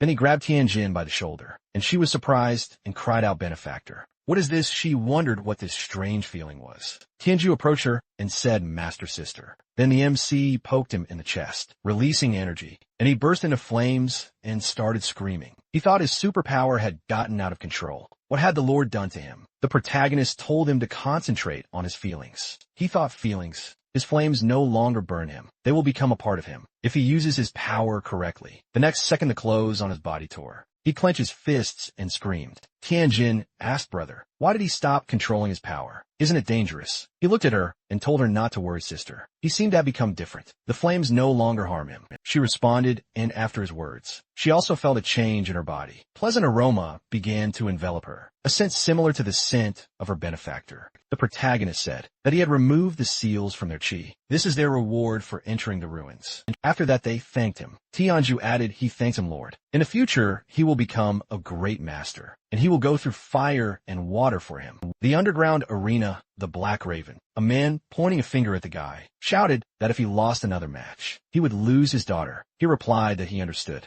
A man next to them said that next time, he would kick his ass. Another man said that he sold his eyes. Did he really lose? Tianjin, walking forward, covered herself with her hood and said, brother, there's so many bandits here. Tianju added that he must be careful. They are different from the people outside. Branches of the death arena have spread throughout the world. This is just one ring. The organizers have very strong connections. The supervision department here is powerless. No one monitors it. It has become a haven for bandits. The Wu family has no power here either. He needs to be wary of opponents with red bracelets. Here they are considered fighters, who have survived several deadly matches. People with red bracelets are executioners, with hundreds of similar battles under their belts. They are not to be trifled with. Then a man approached Tianjin and asked, "Do they know each other?" "Oh, it's that girl from the movie. Come on, let him take a look at her face." Then MC threw him aside. His comrade asked, "Is he asking for trouble? Why are there idiots hanging around here? Every year, one big headache." The protagonist told the man to get lost. Then the red bracelet Luo Shan put his hand on the protagonist's shoulder and asked, "Is he a newbie? Does he understand where he came? Why the hell is he starting to act up? He should kneel down and admit his mistake, and then he will think about whether to forgive him or not." Tianju shouted, "Sir, he has a red bracelet, please. He must be careful." MC looked at Sean and asked, "Is that right?" He thought in surprise. Who is he? How could such a strong aura come from such a young body? Then the head of the underground death arena, the Black Raven Sean Nan, told Sean to cool down. These were his esteemed guests. They were newcomers and didn't yet know the rules. He suggested they forget about it. Sean stepped forward and shouted.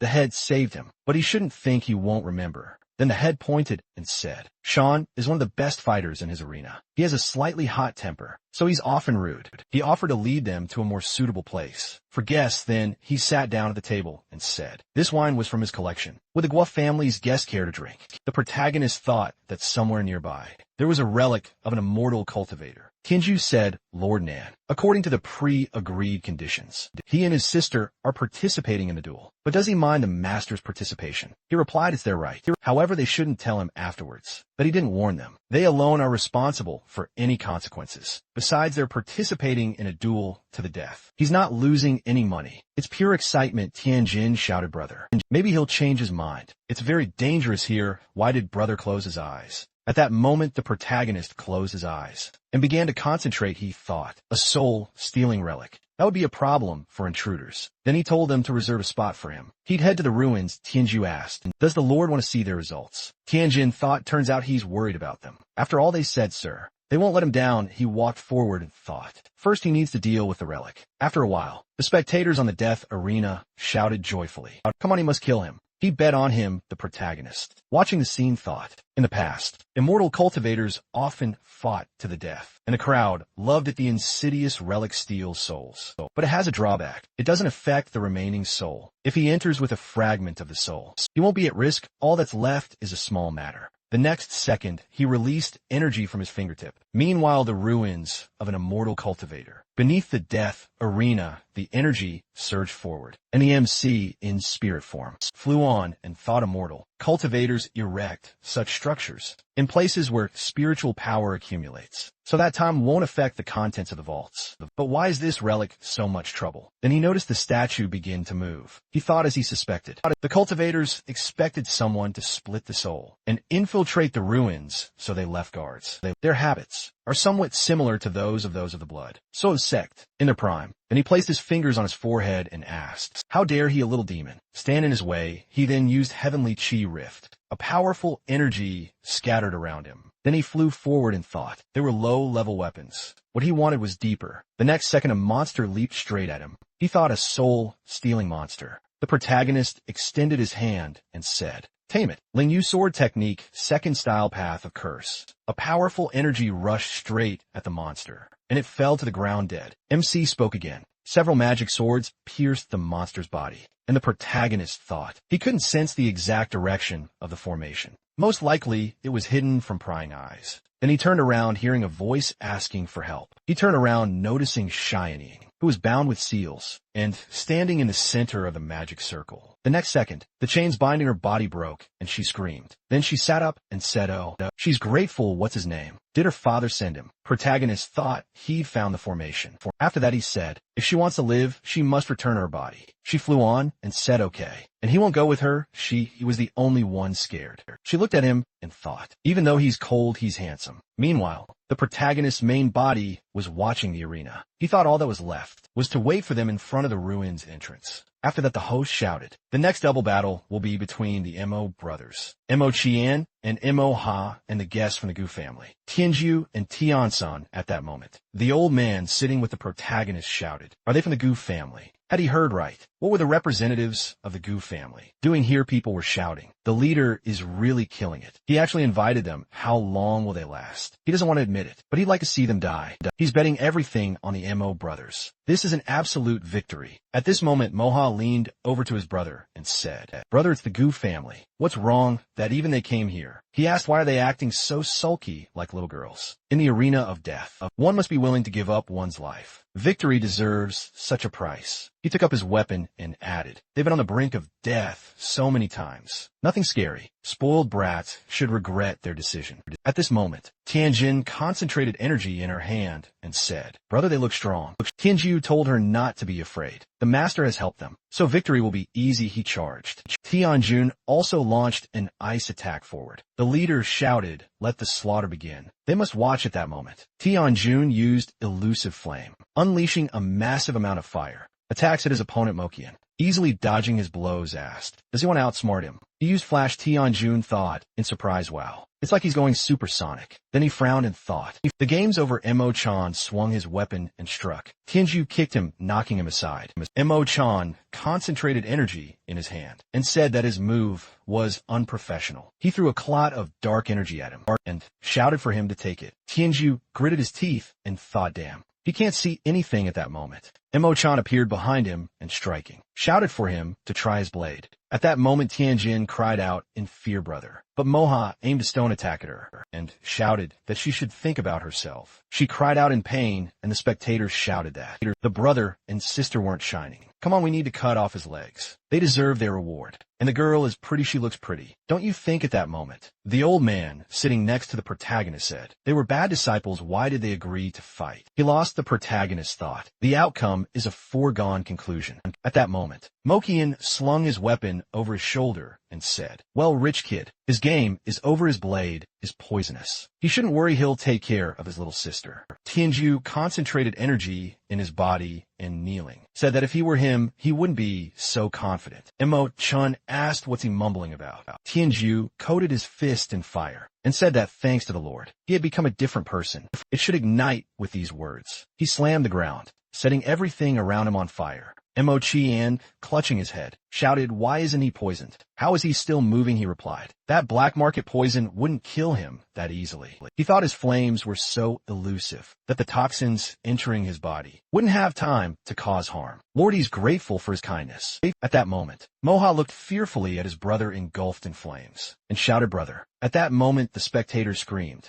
he's lost everything. Those two idiots took everything from him. When did the rich become so powerful? High odds he bet on the Gu family and won. He could pay off all his debts at that moment. Tianjin, approaching the protagonist, asked pitifully, brother, are they smart? He folded his arms and said he had nothing positive to say. Tianju apologized, saying he apologizes, sir. They let him down. He said it was impressive. If they put in more effort, they would reach a whole new level. They clenched their fists and joyfully shouted that they would work tirelessly. Then Nan approached them and said, Miss Gu, Mr. Gu. He congratulates them on winning the competition. Their performance was something astonishing. Their control over their supernormal abilities. It was so perfect, even he wanted to participate. Tianju said, Mr. Nan, please, you shouldn't bother with pleasantries. And he told them not to worry. The sir will fulfill his promise. However, the fighter with a red bracelet challenged Mr. Lee to a duel. For this reason, he was forced to postpone business. Tianju pointed his finger at him and shouted, Mr. Nan. They fulfilled their end of the bargain, participating in a duel to the death. Why is he sending Mr. Lee into the arena? He replied, the Black Raven rules are this. An opponent with a red bracelet has the right to challenge anyone present. Otherwise, they will be banned for life. He couldn't explain to his superiors why he broken the rules. On the other hand, it felt like a favor to Mr. Lee. MC then declared that he would accept the fight. Tianju wanted to object, but he said, there's little chance they could carry out their plan. They were relying on fate. Tianju bowed and said, yes, sir.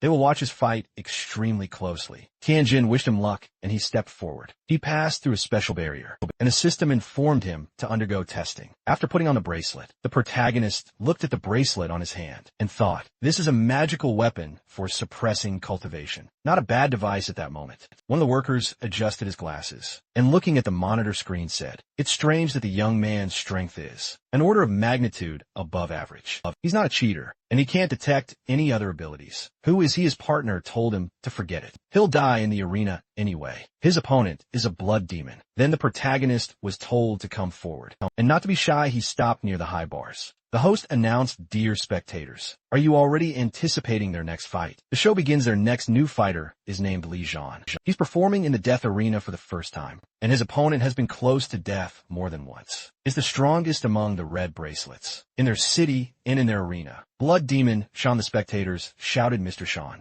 he must kick that pale face's ass. Come on, Sean. They've bet everything on him. You must crush him into dust. Then Sean squeezed the pointed pendant in his hand, releasing a few drops of blood and approaching. The protagonist said, we meet again, boy. He said they would see each other again. The host shouted, let the fight begin. Sean waved his hand and shouted that he wanted to see his strength. The MC created a barrier around himself and thought his blood would have exploded. If not for the bracelet, he would have shattered into pieces all over the arena. Sean asked, should I go on the defensive? Then he directed an attack forward and shouted, how long can he hold out like this? His attack was reflected off the barrier again, and the protagonist stepped forward and said, Lingyu blade technique, second style. Bihua breath the next second. Several stones rose into the air, and Sean thought he controls stones. His abilities are impressive. Then he wounded his hand and waving it, directed the blood onto the stones. Then onto the ground, he looked forward. As the protagonist swung his weapon and leaped at him, he struck and the stone weapons flew in all directions.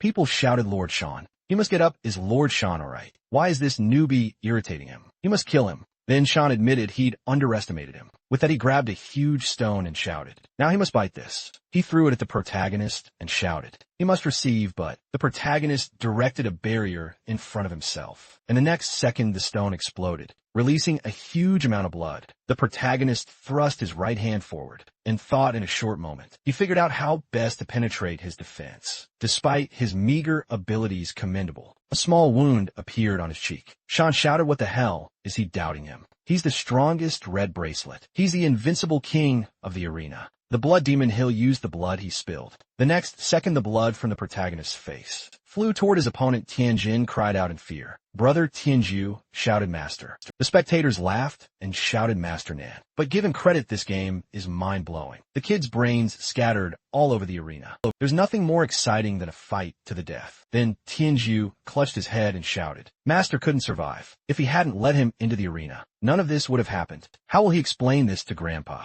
Tianjin placed her hand on his shoulder and told him not to worry. The master would be fine at that moment. Sean wondered why the victory signal hadn't sounded. An MC said he's more interesting than he thought. His opponent screamed in surprise. What the hell? How did he survive? He said another opponent would have surely died under his attack. But unfortunately, he was his opponent. Sean clutched the pendant again and thought. There was blood on his face. He couldn't beat him, he screamed again. But the next second, several attacks hit him, and he thought, what the hell? Where had his strength gone? Protagonist said it's time for the Jiaoshu blade. He must fall. He aimed a powerful blow straight at his opponent, and Sean spat out a clot of blood and fell to the ground. The audience wondered what was that. Why did he fall? The host said the results are clear. The winner of today's mortal battle is... The protagonist walked forward and thought. The feeling of fighting to the death returned. The host shouted Li Zhan. Then the protagonist walked forward and thought. Now to the ruins, the spectators shouted. Oh, come on, mister. Sean lost, but he bet all his money on him. Was what's the guy's name? Liz Hong. Another star has risen in the arena of death. They must follow the news to be the first to know about exciting events. At this moment, Yuan Shou took off his glasses and shouted. Ison is about to die. Meanwhile, Tianjin ran up to the protagonist and shouted, brother. She was terrified, but it's good that he's okay. He's so powerful that even the red bracelet couldn't defeat him. Tianju added, mister. He admires him. He would never stand against him. The protagonist put on a new jacket and said that in the future, they would grow to his level. Tianju shouted that he would work tirelessly. Tianjin asked seriously. MC closed his eyes. and thought that Shan's skills were worthy of praise. After the battle with him, his body defense had improved significantly. After that, they arrived at the office, and Nan, approaching him, said, "Mr. Lee is like a god. How did he manage to defeat the strongest fighter among the red bracelets?" He was amazed. Tianju said, "Lord Nan, is he trying to pretend that he doesn't owe them?" He replied, "Of course not." He would lead them with these words. He pointed to the door, then opened it and, looking at the stairs, said that they should follow him down. They went further. He added that he apologized for being impudent. But for what reason did they wish to visit this place? Tianju replied that the gentleman had personal reasons, and he should refrain from asking unnecessary questions. He said that he was not exaggerating when he said that anyone who went there was doomed to die. His little Shang fell into a coma. After that, he spent an unimaginable amount of money on doctors, but all to no avail, and he missed her. Lee could have made a career in the arena. It would be a shame if something happened to him. After that, the protagonist said that his daughter was fine. He shouted in surprise, "What? What did he say, Mr. Lee?" At that moment, he received a call from Mr. and the lady had regained consciousness. He had come out of her coma. He shouted in surprise, had regained consciousness. How was she, he thought. How did he know this? It was incomprehensible. Did he really save his little girl?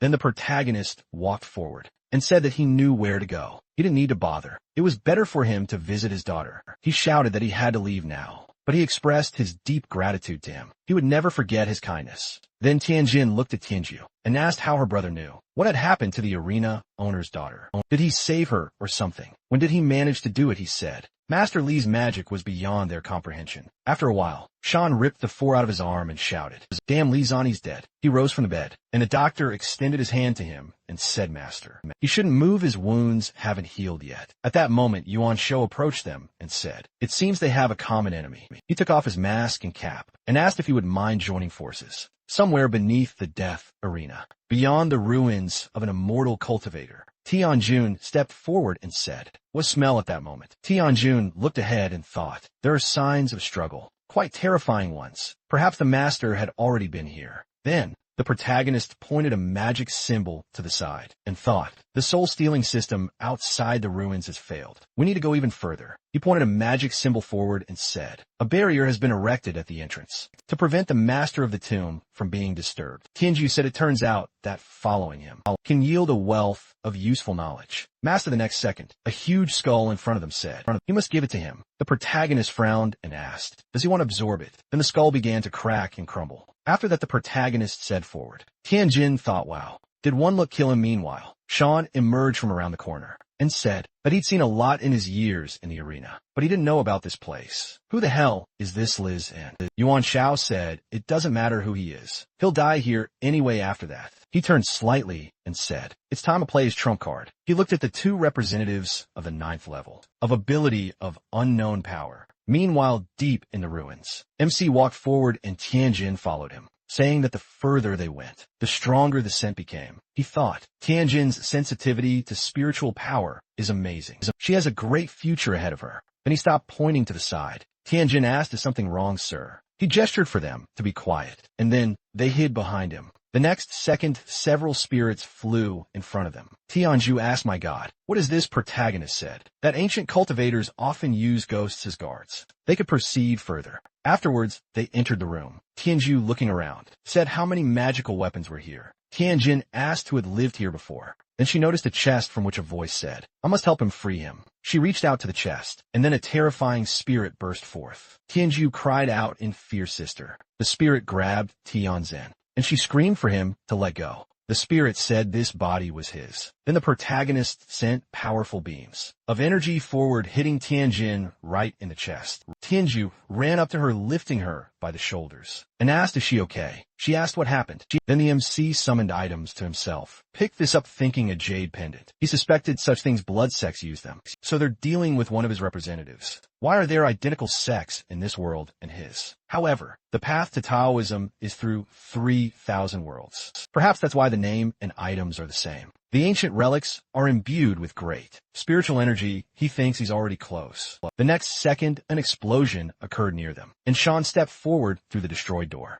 and said, boy, he must remember that this isn't an arena. He won't hold back then. The protagonist created a magical barrier near his comrades and ordered them to stand here. Sean said he will experience such despair. He fired several blood projectiles and shouted that he must die. But MC sharply dodged, then created a barrier and detonated the blood projectiles. Tianju said, just because he lost in the death arena. This freak gathered his minions to deal with the master. How shameless, Tianjin added. Can little brother handle a mid-level expert? And 2 ninth rankers at that moment. The protagonist, looking at the attackers, thought without a magic weapon. He had demonstrated average skill, yet he had broken through their defenses. Without difficulty, moreover. He had the advantage of superpowers. This was a worthy opponent for his peak strength. The next second, he dodged the attack again, and, concentrating energy in his hands, created a weapon. He thought that the battle would awaken his true energy. A major leap forward for his cultivation. After that, he swung the weapon several times, directing several slashing attacks at Sean. He shouted what childish tricks. He concentrated blood around himself and shouted, "Worthless idiot," after which he created several sharp projectiles from the blood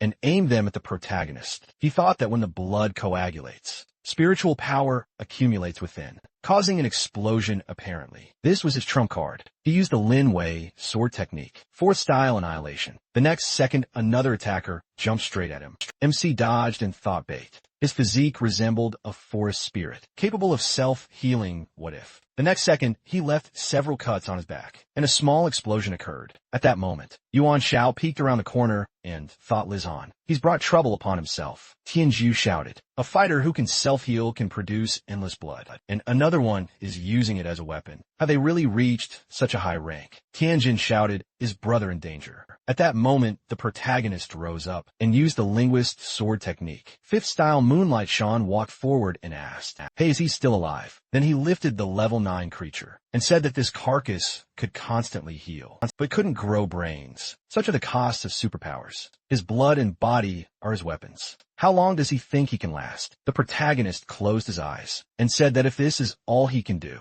he's overestimated himself. Then he pointed the Jiaosu sword forward and unleashed a single force. He swung the weapon and thought that now he must die. He dealt a few more blows and Sean fell to the ground. The protagonist pointed his sword at him, but he laughed and said that without restraining bracelets, he can explode like a volcano and attack with lava. Does he really think he can escape from him? Then he thought in surprise, how is this possible? The power of his blood disappears as soon as he gets close to him. How then the MC swung his sword and said, it's time to finish the next second. He deflected the bullet with his sword and looked away. At that moment, Sean grabbed his subordinate, and the protagonist fell to his knees. Sean shouted, does he think he only helps him regenerate? Blood gas, heat, even electricity. Everything in this world can be useful to him. The warhead was made using a super powerful current. In other words, it will pierce any matter. It is his trump card. He must admit he has already lost. Then MC thought, I see. He snapped his fingers, and a hellhound appeared behind him. He offered to clarify who he is once and for all. Then the hellhound screamed loudly and used hellfire. Sans Choutif. This schoolboy can summon high-ranking beasts. The next second, his subordinate fired, creating an ice shield. Sean crouched next to it and shouted, an ice wall won't work. He controls the elements, so he must freeze it. He replied, stupid. This is not an ordinary fire. How will he freeze it? Sean screamed. What the hell? They have to cover him. Kill the bastard. His subordinate shouted yes. Then he scrambled forward, dodging the hellhound's paw, and shouted damn. The next second, their silent comrade fell to the ground, and Sean waved his hand and shouted, screw him. After that, a powerful flash appeared near the hellhound, and the protagonist, breaking free from it, jumped straight at Sean, swinging his sword. The next second, a bullet flew past him, wrapping him in a fiery hurricane. Sean waved his hand and shouted, I got you. Then the protagonist attacked him straight in the chest and told him to disappear. The next second, his subordinate screamed loudly, covering himself in flames. Sean shouted what happened. Did he lose the power MC thought his superpower was? Similar to the celestial control of the 5 elements. It's a common altered spell, but one that should be handled with caution. Regeneration itself involves using the spiritual energy within a body. Sooner or later, the reserves will run out. Then Sean looked at another subordinate and shouted. Even his body hasn't healed yet. He looked at the protagonist and shouted, what is he? He replied that this information was useless to him. Sean screamed, even if he dies, they'll take him with him with these words. He ran forward and exploded. And the next second, a sphere flew in front of the protagonist. He thought that's it. Tianjin cried out in alarm, brother. Is he okay? Tianju shouted. Are they all dead? Wow. The protagonist concentrated energy in his fingers and replied, "No, there's still one left then." He waved his hand and directed the explosion beyond the wall. At that moment, Yuan Shao fell to the ground and Tianju shouted, "Yuan Shao him again." The next second, Yuan Shao knelt down and shouted, He's terribly at fault. You shouldn't have messed with him in Gishi. He'll do whatever he asks. He'll even be a dog, only he shouldn't kill him." He asked him not to kill him. He begged for mercy the next second. Then the protagonist passed by him. He turned around and wondered in surprise. Is he alive? He then ran to the exit, and shouting that he was grateful to Lishan for sparing his life. Tianjun asked in surprise, "Why did my brother let him go?" Tianjun said that the master had a kind heart, but perhaps he would do something in the future. At that moment, Yuan Shao continued running and thought what a fool he was to let him get away. He would pay for his kindness someday. The next second, many spirits reached out to him and began to devour him. He screamed, "Lizan, he's a shameless idiot," Tianju said. Villains always get what they deserve. The master simply didn't want to get his hands dirty. After a while, the MC stopped near a ram-shaped statue with a sword stuck through its head. He thought that without them, he would have had to make a great effort. To find this place, what an unexpected surprise. Then he grabbed the sword's hilt and thought that this sword was forged from meteorite crystal. Even in this state, it was incredibly valuable. But that wasn't what he had come for. The next second, blood began to flow from the ram's skull, filling the entire space. Tianjun screamed, "Oh my God, what is this? There's so much blood here." Tianju asked, could this be a trap master? He must be careful. He closed his eyes and said that they would have to deal with the remaining magical weapons in the ruins themselves. Tianjun asked master. The protagonist walked forward and then plunged into the stream of blood. Tianjun spoke, and her brother jumped right in.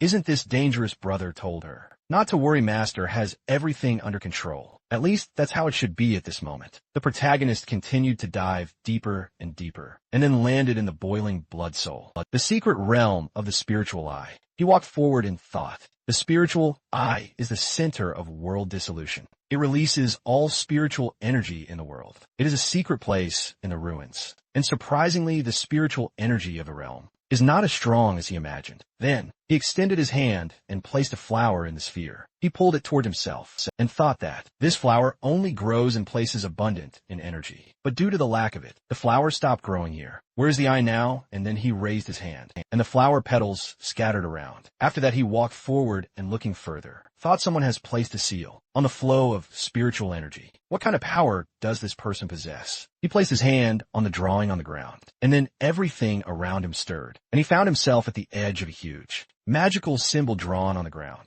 The next second, an incarnate beast from the 9th level, Chi Purification, appeared before him. The beast said, "Those who intrude upon the forbidden land shall die." The protagonist thought a level 9th beast. Its intelligence is quite advanced. Then he asked, who does it serve? The beast kicked off the ground and leaping upwards, shouted, "Those who trespass on the forbidden lands will pay." With these words, it leaped straight at the protagonist. The protagonist dodged sharply and thought, no, it's not advanced enough to communicate. Its master most likely seal the energy. But why, however? The seal's aura indicates that it can be removed. The beast must be purified. He used his true Dao body, shielding himself with a barrier, then jumped to the ground, and directing the broken sword forward, commanded it to sever. He used the moon path, creating several cuts on the beast's body. He shouted, "Trespassers must die." The protagonist kicked off the ground, and grabbing a piece of the sword, said, "Ling Yu, a blade technique. Second style." He delivered a powerful blow and said, "Strangle." The next second, the shackle shattered. He thought now he's revealed his true colors. The monster before him transformed and shouted,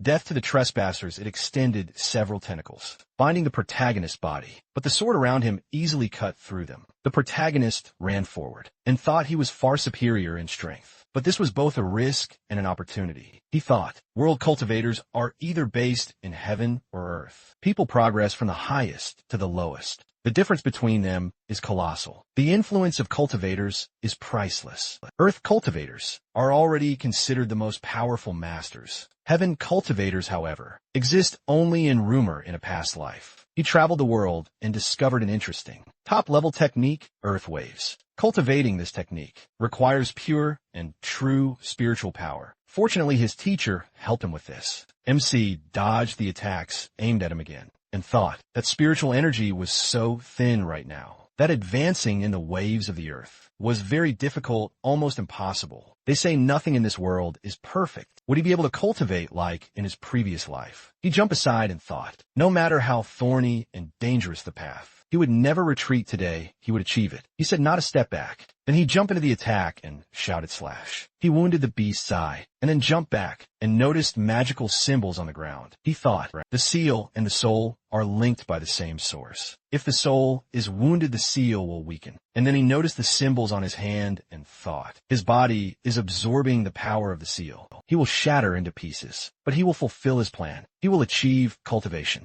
Ripples of the earth, the power of the wind. He said that this must come true. Then he jumped to the side and thought, spiritual sword, this must pierce his soul. He aimed it at the beast and shouted break. The next second, he dodged several attacks again and shouted, no one will stop me today. He grabbed his sword and flew forward shouting, this shall sprinkle the air with blood, cut through 1,000 bones with its blade slash. He stabbed the weapon into the beast's eye and tossed it aside using the eye of vengeance. Multiple eyes released energy, binding his body, and he shouted back. The beast advanced, and the protagonist landed behind it, delivering a powerful blow. He leaped upward and said, this shall not be destroyed, shall not stand, shall not cause harm, and shall not be opened. Earth cultivation has been established. Beast screamed loudly. The protagonist looked at it and, dodging its attack, used a cultivation stage technique, a rapid movement technique. Then he concentrated energy on the tip of his finger and chanted Lingyu blade technique. First style, ice mirror the next second. Everything around the beast and the beast itself were covered in ice. But then the beast let out a loud roar, releasing several streams of energy directly at the protagonist. But he dodged and, grabbing the blade, chanted Jiaoshui blade power. Second style pillar the next second. Several more of his copies appeared next to him, and he said he is finished. He and his copies dealt a huge number of slashing attacks to the beast, and then the protagonist walked forward and,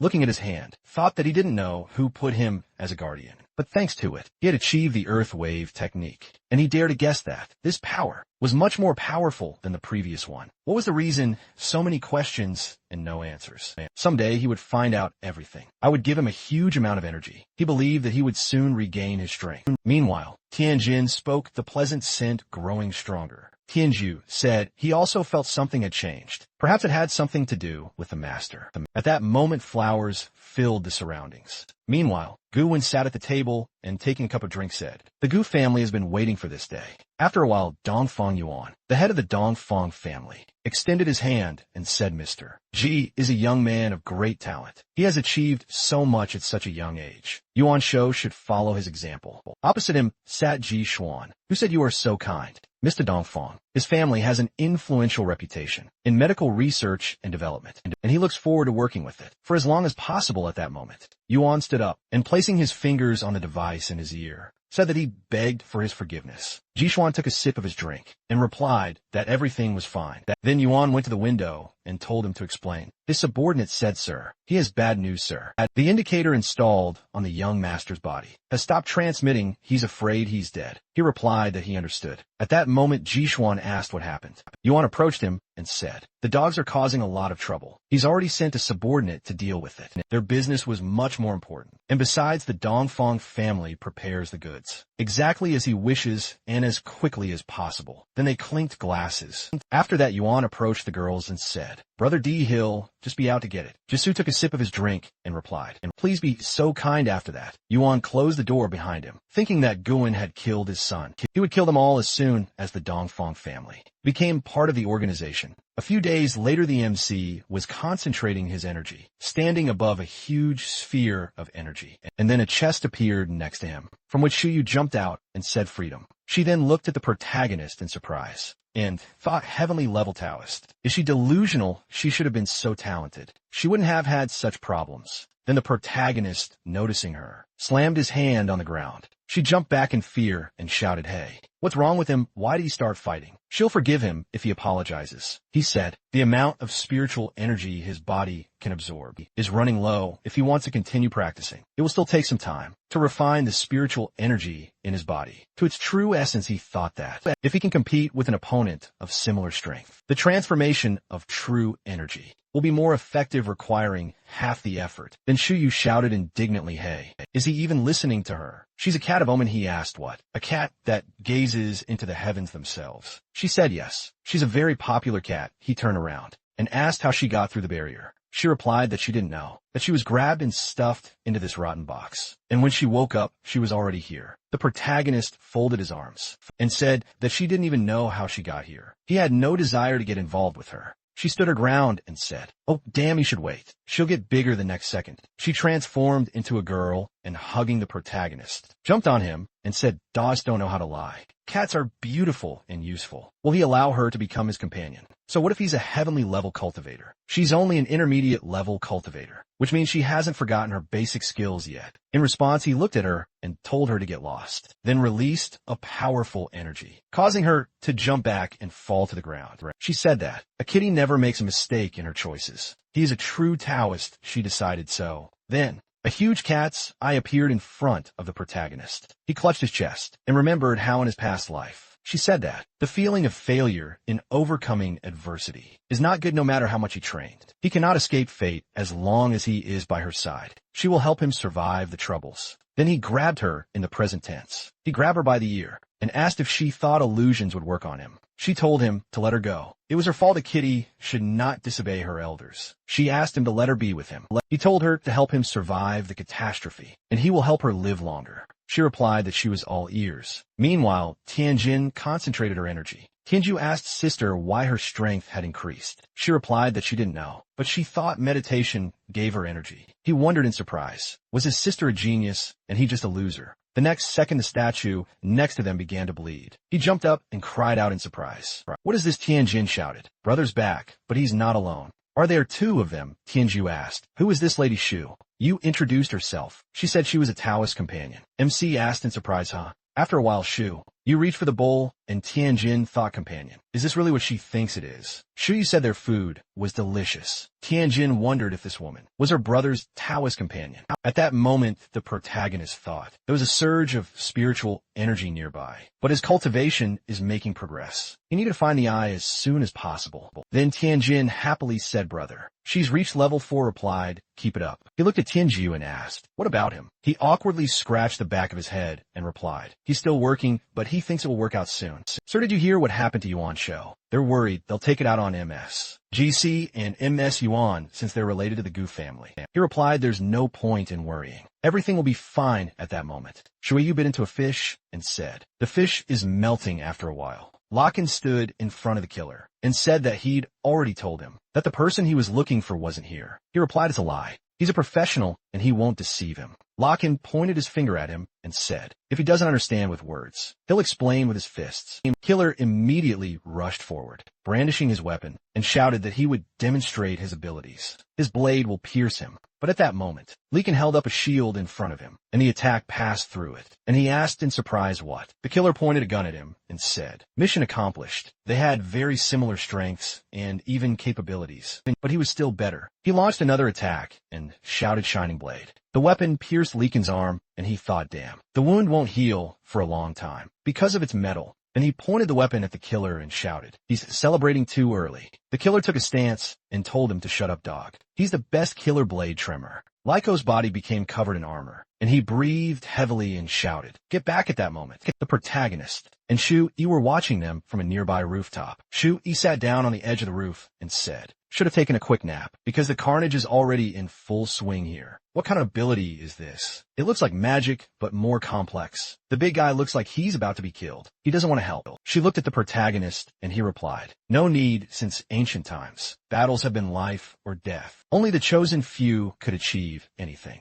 He said how emotionless he was. He said that if he couldn't defeat opponents of equal strength, then he had no right to follow them. At that moment, another attack landed in Leakin's chest. The killer stood in front of him and said, "There's no point in defending yourself." Leakin started coughing, and then the killer swung his weapon and yelled at him to go to hell. At that moment, Leakin heard his name being called. He remembered his mother patting his head and asking if he'd been secretly reading novels again. Then he replied, "Mom, the people who wrote this are amazing. He wants to do that too." She smiled and said, "A person becomes strong by striving to protect the most valuable thing they have. Perseverance is the key to success." He happily answered yes in the present tense. His eyes lit up, and he said that he wanted to become stronger. and the killer shouted in surprise what? The corrosion didn't work. He jumped back sharply, and Lycian got to his feet and used level 10 metal. Fury, ancient Lycian. The killer shouted, what the hell is this? How did his hand grow back? Besides, the metal is different now. What the hell at that moment? Lycian swung his arm to attack, shouting for him to bite his fist from such a powerful blow. The killer flew back and crouched near the wall. He shouted, a fight is a fight, but why burn clothes?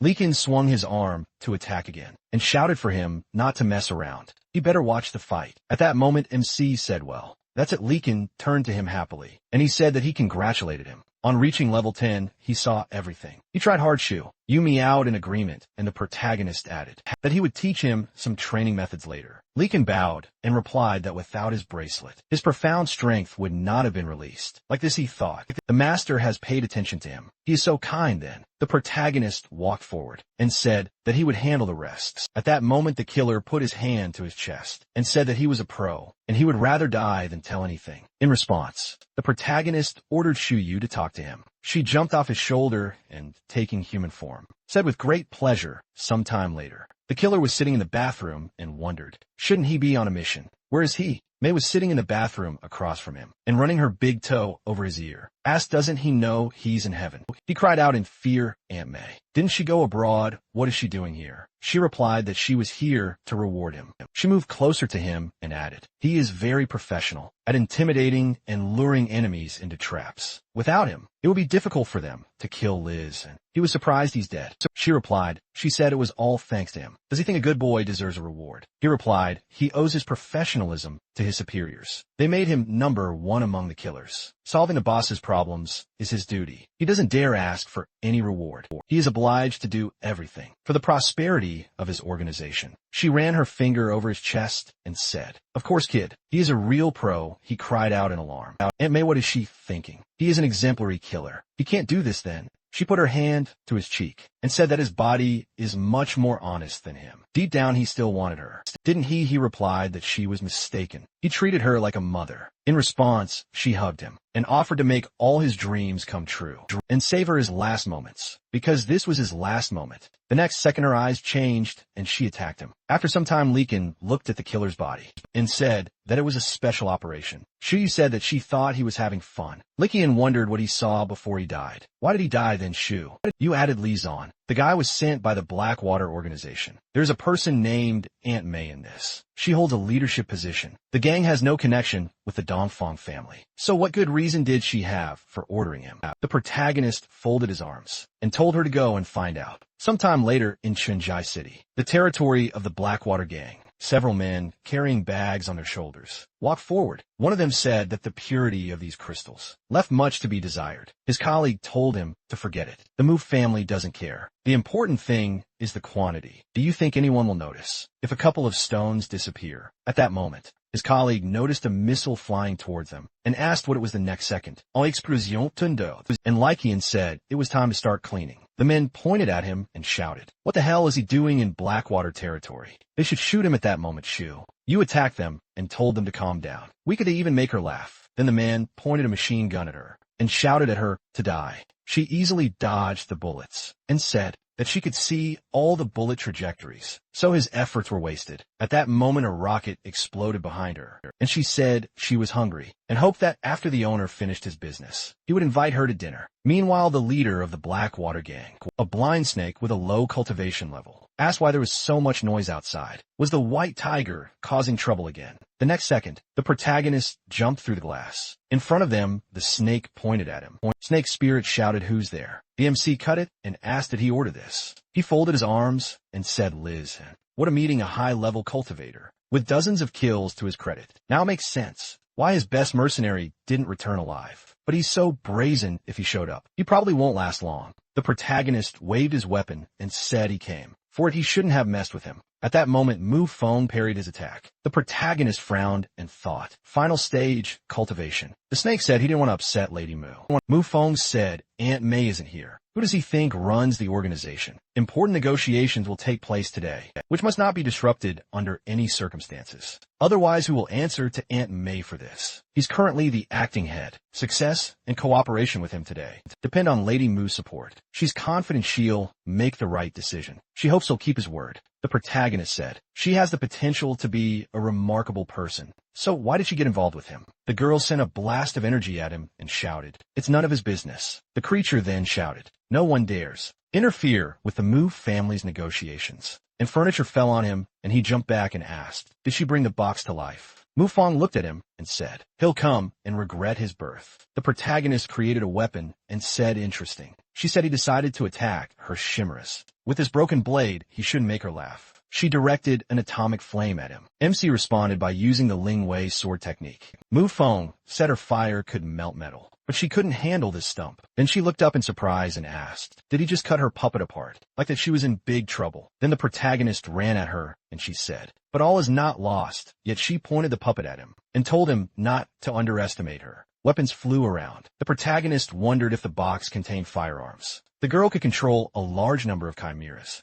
He dodged the attack and said, it's good that he has experience in the real world, and yet she hasn't yet reached his level. With these words, he swung his weapon. The snake was surprised who was he, and then he shouted Miss Mu. She must be careful. The protagonist walked forward and asked, is this her forte as a manipulator? He thought about his previous encounter with the Tang clan. They had similar abilities, but the difference was still noticeable. Perhaps the lack of spiritual energy in this world is the reason why people with superpowers are so common. Ability enhanced. Then Mu Fong said that she admitted defeat, so it would be better to discuss other matters. What he mentioned had nothing to do with her. The snake said, Lady Mu, she can't just abandon him like that. The protagonist told her to tell him about the people behind her. The next second, she released threads from her fingers and said, how easily he fell for her trick. The sonic drill the nets. The protagonist walked forward in thought, showing submissiveness so that he would relax his caution. Further confirmation that no one can be trusted. Knowing that, she wouldn't be able to get close to him directly. She decided to close the distance. She aimed the threads at his vital organs. Does she think he won't have time to attack? The next second his body was covered in stone. The snake smiled and said, Lady Mu, why is she hesitating? She must kill him, she asked. Does he think she can kill him? Then the protagonist said blade, and a powerful stream of fire erupted from the protagonist's body, and Mu Fong cried out in surprise. What's going on? MC said he didn't originally intend to kill her, but apparently he had no choice. The snake shouted she must use her full power already. She directed her attacks forward and shouted, does he seriously think she's from Blackwater? Her attacks slammed into the box, and she wondered how was that possible. Why was he controlling her chimera? The protagonist told her to step back, and the snake took Mu Feng's hand and asked, Miss Mu, does she have another plan? She must finish him off quickly. She thought that. She believed he was from an influential family. It would be nice if they became partners. Then she said she is Mu Feng, the second daughter of the Mu family. She apologizes for her ignorance. She hopes she didn't offend him. He looked at her and asked, are you tired of fighting? In response, she bowed and said, sir, he can make himself at home. She'll go get some tea, the snake cried out in surprise. Mu Fong, did she forget their agreement? She looked at him and asked, doesn't he still understand? Her family wouldn't have paid attention to him if he didn't possess the spiritual stones.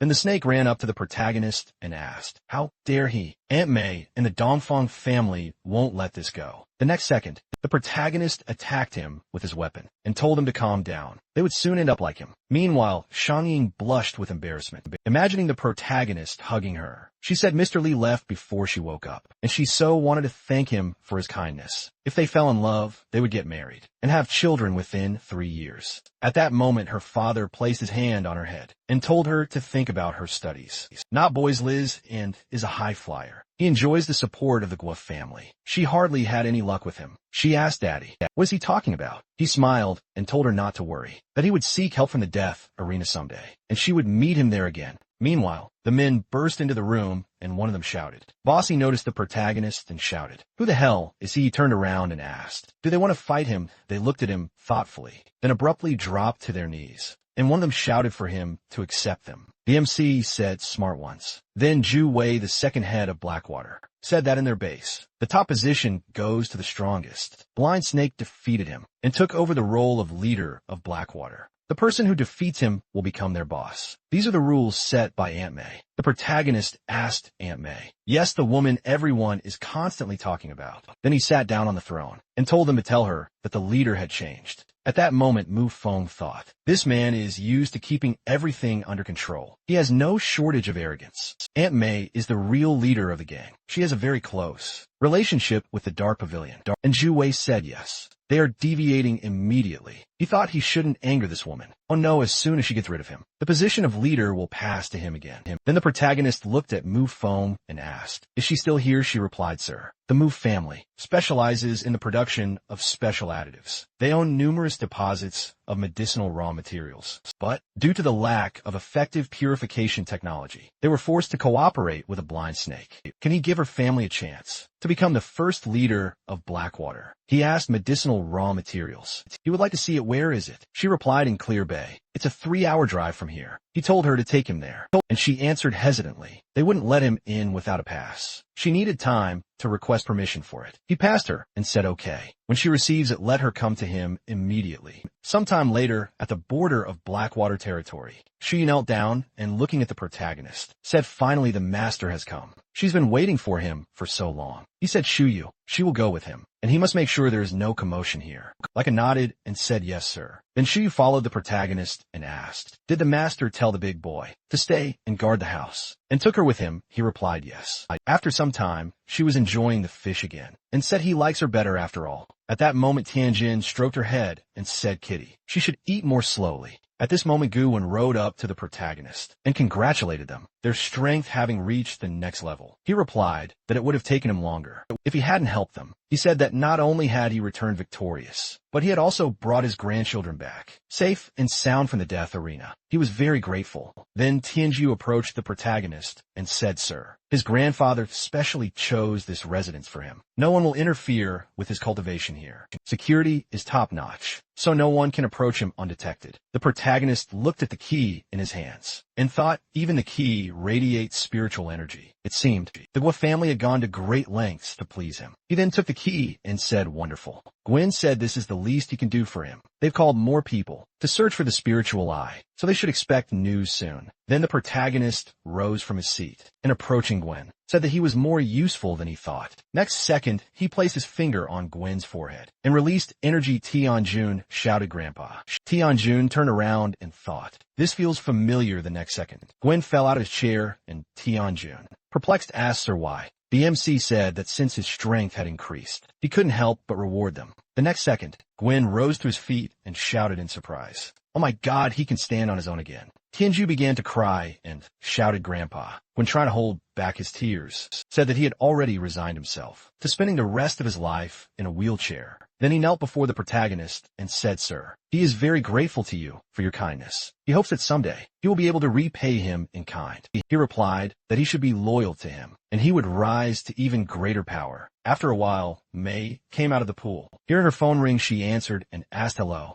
She understood at that moment. A man approached her and asked, what's wrong, May? She replied, it's nothing, just some boy who imagined himself the leader of her gang. A stupid boy who decided to compete with her. The man leaned towards her and asked if she needed his help. She replied in the negative. She would teach him a lesson herself. After a while, Tianju pointed to the side and said that his grandfather had personally designed this residence. Did he like it? The protagonist walked forward and thought it was much better than his previous shack. He said he would go, and then Tianju waved his hand and said that in that case, they would not bother him. The engine waved her hand and said, bye, sir. He replied, see you later. After that, he walked forward and thought there was a high concentration of spiritual energy in the air. Maybe he could fix his blade. Then he sat down in a meditative pose and pointed the forged blade forward. He said, the blood pearl formed. After that, guy blew himself up. He suggested using it for good. The spirit taking the item said brains. The protagonist said that if he helped him, he would get his brains. Then Shuyu stretched out on the roof and said, who could doubt that her master owned such an ancient magical cauldron? Then the protagonist directed energy to the forge and thought, too long. I must remember to find another cauldron.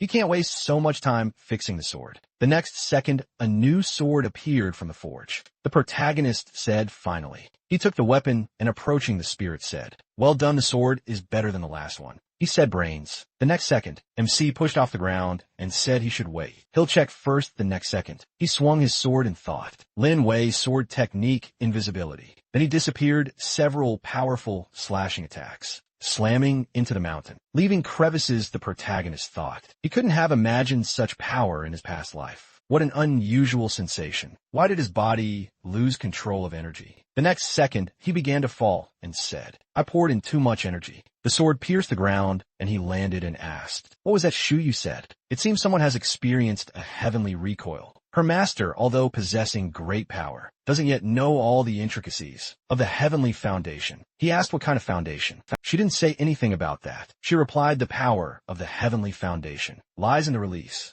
an accumulation of spiritual power. The energy circulates in a figure-8 pattern, but ordinary energy, which the heavens aren't designed for, is often insufficient for such manipulations, and ordinary energy shouldn't be poured into the spiritual cauldron unless the master wants it to leak out. But how lucky the master is to have it. Dual cultivation will help him. He looked at her and said, she means that, since he possesses power of a different level, he can't use the energy he's accustomed to. She replied, the foundation of the heavens. He quickly absorbs ordinary energy. He won't be able to perform it at the same speed. First he needs to find a suitable spell before he can begin concocting the golden elixir. Then she looked to the side and added, Master. Miss Muffin has arrived. She stepped forward and said, Master Lizhin, she has received permission. After a while they walked through the forest and Shu. You said it smells so delicious. Then the old man approached Mu Feng and said, Madam. And she said she wanted to show the location. To a distinguished guest he said, the pass only allows one person to pass. Who is this high-ranking guest? To her she thought, oh shit, she didn't expect the master to bring her with him. Only they can pass together. Then she said hesitantly, Master Lizhong. The Mu family keeps secrets from prying eyes and only allows entry in the presence of its members. His subordinate must stay here. He replied, no problem. And Shuaiyu shouted indignantly, what does this mean? She is the most valued person, and she is not his subordinate. She is his companion. Then Mu Feng approached her and, smiling awkwardly, said that she was asking for forgiveness, in which case she should have taken 2 permits. Shu Yu folded her arms across her chest and said resentfully that she didn't need her apology. The next second, she handed her the plant, and Shu Yu looked at it happily and said, oh damn, but she is not an ordinary cat. And then the old man said to let them see them out. The cat grabbed the plant, dropped to the ground, and said, damn it, why did it turn out like this? Meanwhile, the people continued on their way, and the old man turned around and said, Madam, the medicinal herbs in the garden are very valuable. He asked her and her distinguished guest to treat them with care. He stopped near a tall door. Then it opened, and the protagonist thought about how many spiritual herbs there were here. Medicinal herbs are divided into 4 types: heavenly, earthly, and Xuan. Each is strikingly different from the next. A heavenly type plant can regenerate flesh and bone, while an earthly type plant stops bleeding and acts as a painkiller. Mu Feng said, Master Lishan, the entire garden belongs to the Mu family. He can take any plant he likes. But he thought, but at the moment he can't handle the level of this one. She asked Master. He crouched down next to the plant. Xuan level herb, he thought. Xuan level spiritual herb. He didn't expect to see this here. His teacher from his past life would have given anything to obtain this plant. He'd only encountered earthly level ones. If you were here now, what plans would have crossed his mind? Then Mu Feng leaned toward him and asked, Sir, do you have medicine? They have medicine of a higher quality. Perhaps it will be better to search for something more suitable in the mountainous terrain. He replied, no. For now, this is what he needs. He directed energy forward, grasping the plant in barriers. Mu Feng wondered if the Lord had sharp eyes. She said as he said then. The protagonist began concentrating energy in his hands and thought, it's difficult to turn a spiritual herb into an elixir, but in liquid form, it has a much greater healing effect. Watching him, Mu Feng thought, the power of water, the Lord is full of surprises. He wants to dissolve this. Then he clenched his fists. Energy scattered in all directions. She asked Master, is he all right? The protagonist thought that people are used to enjoying the benefits of nature without giving anything back, but everything comes at a price, and then only the strongest survive. At that moment, MC walked forward, channeling energy, and Mu Feng wondered in surprise. What is he doing? The protagonist thought. Spiritual herbs are something else. He was finally able to understand this. From personal experience, Mu Feng thought, he wants to destroy everything here. Then they heard a voice. Who is there? The Mu family's daughter-in-law, Luo Chun, a high-level cultivator. came out to them, she folded her arms and shouted, "How dare he destroy the Mu family's domain? Is he tired of living?" MC thought a high-level cultivator. Medicinal plants give the Mu family good benefits. Mufeng walked forward and said that she apologized. But Master Li didn't mean it. She screamed she's from the Mu family. Why didn't she do anything? Even though she saw what this man was doing in their garden. She shouldn't think she can get away with it, just because she's her father's favorite. She raised her hand, but the protagonist suddenly appeared in front of her, stopping her hand and saying that he was the one causing the commotion in the garden, not her. Chunjin jumped back and screamed, "Where did he come from? He destroyed the garden and is still protecting this fool. He will pay for his insolence." The next second, she unleashed her tree breath on him. The protagonist easily dodged and asked, "Is that all?" She frowned indignantly and said, "He doesn't value his own life at all." She said she couldn't even imagine the power she possessed, and he asked in bewilderment, did she really think that? Mufeng remarked that she was indeed furious, after which Chun pounced on them and wished Liz and a speedy send-off to hell. Mufeng immediately started running to avoid being hit, and MC said that he was just about to try out his improved body. Mufeng worriedly told him to run, and as soon as the energy streams approached him, he erected a shield above himself. Chun Xin was very surprised by what she saw, and he, shaking off the dust, asked that she calm down yet. She became very angry and exclaimed, "Where does he get so much impudence? He is currently on the Mu family's territory. No one dares humiliate her." He himself forced her to take extreme measures. Today is the last day he lives. She released powerful streams of energy, spreading throughout the area. Mu Feng warned Li Zhan that she had only used the dancing willow leaf technique, the 8th family competition. He needed to be more careful. He replied that he understood, and mentally noted that she had decided to use a wood artifact to temporarily enhance her skills. Her current level was far from the lowest. Mufeng told Chun that she was the one who brought him here, that she bore full responsibility, and she exclaimed, who was she to tell her what to do? She would kill him first and then deal with her. The spirit behind her fired a sharp gust of wind at them, which exploded against the shield, and Mu Fen apologized to Liz Hen, saying it was her fault. But when she realized that she was safe, she was surprised standing behind a shield. MC told his opponent that she was incredibly weak. He was usually prudent with weak people, but since she didn't mind getting her hands bloody, he wouldn't spare her. He pointed his hands at her and used a Taoist element. Thunderclap immediately after. A flash of lightning shot from his hand, and she cried out in horror. What happened? Why wasn't he even scratched? She commanded the spirit to immediately repel the attack, after which the lightning reached them. But the spirit was too weak to protect her. The impact threw her aside. She fell to the ground and thought that her strength had left her. Why did her spirit weaken? How could it even exist in this world? While she was trying to get up, Li Zhan approached her and said that she must be held accountable for intending to commit murder. Mufeng hastened to stop him, because half of the family's power was in her hands. If something happened to her, her brother would also intervene. She asked him not to touch her and to return to the medicinal herbs. And he said that one day, her kindness would turn against her. For her safety, he will leave her, but she will never stand on her own 2 feet again. After that, he threw a lightning bolt at her feet. She screamed in pain, after which she called him scum and rage, and exclaimed that he destroyed half of the new family's garden, and also injured her leg, let him walk and turn around. Now she will cut his entire family, and himself into small pieces. He did not like her threats. He measured her with a gloomy face, then suddenly lunged at her, and grabbing her by the neck, lifted her off the ground and wished death on her. Blood began to flow from her mouth. She began to choke. He continued to hold her like that, which made Mu Fan very nervous. And when she finally stopped twitching, MC let her go. She fell to the ground, and he turned to Mu Feng, suggesting that she get back to work. She pulled herself together and noticed that almost all the herbs were destroyed. This is the end. Chun Jin is dead. The garden is destroyed. Everything is over. Li Shan touched his forehead and declared that with his body and soul, he nourishes all existence. Life energy fell to the ground, causing the grass to revive, and he waved his hand, declaring that life begins in the sky. The heavenly path returns to the source. Streams of energy swirled around him, after which a crystal, containing a cluster of pure spiritual energy, appeared in his hand. Mufeng was greatly surprised by this, and he said with a smile that in exchange for the stone, he hoped she would forgive him for the mess. After this, he went home, confused by the fact that the door was open. Shui Yu was oblivious and licking the grass, when suddenly, he heard Tiangen's voice calling for help. He immediately ran into the room from which the voice was coming, and worriedly asked what happened. But what he saw shocked him. Tianjin and Ji Qi were sitting together in the bathroom, and the latter was telling her to stop screaming. What kind of commotion was she causing? Seeing Liz, and they stared at him in surprise, and he immediately turned away from them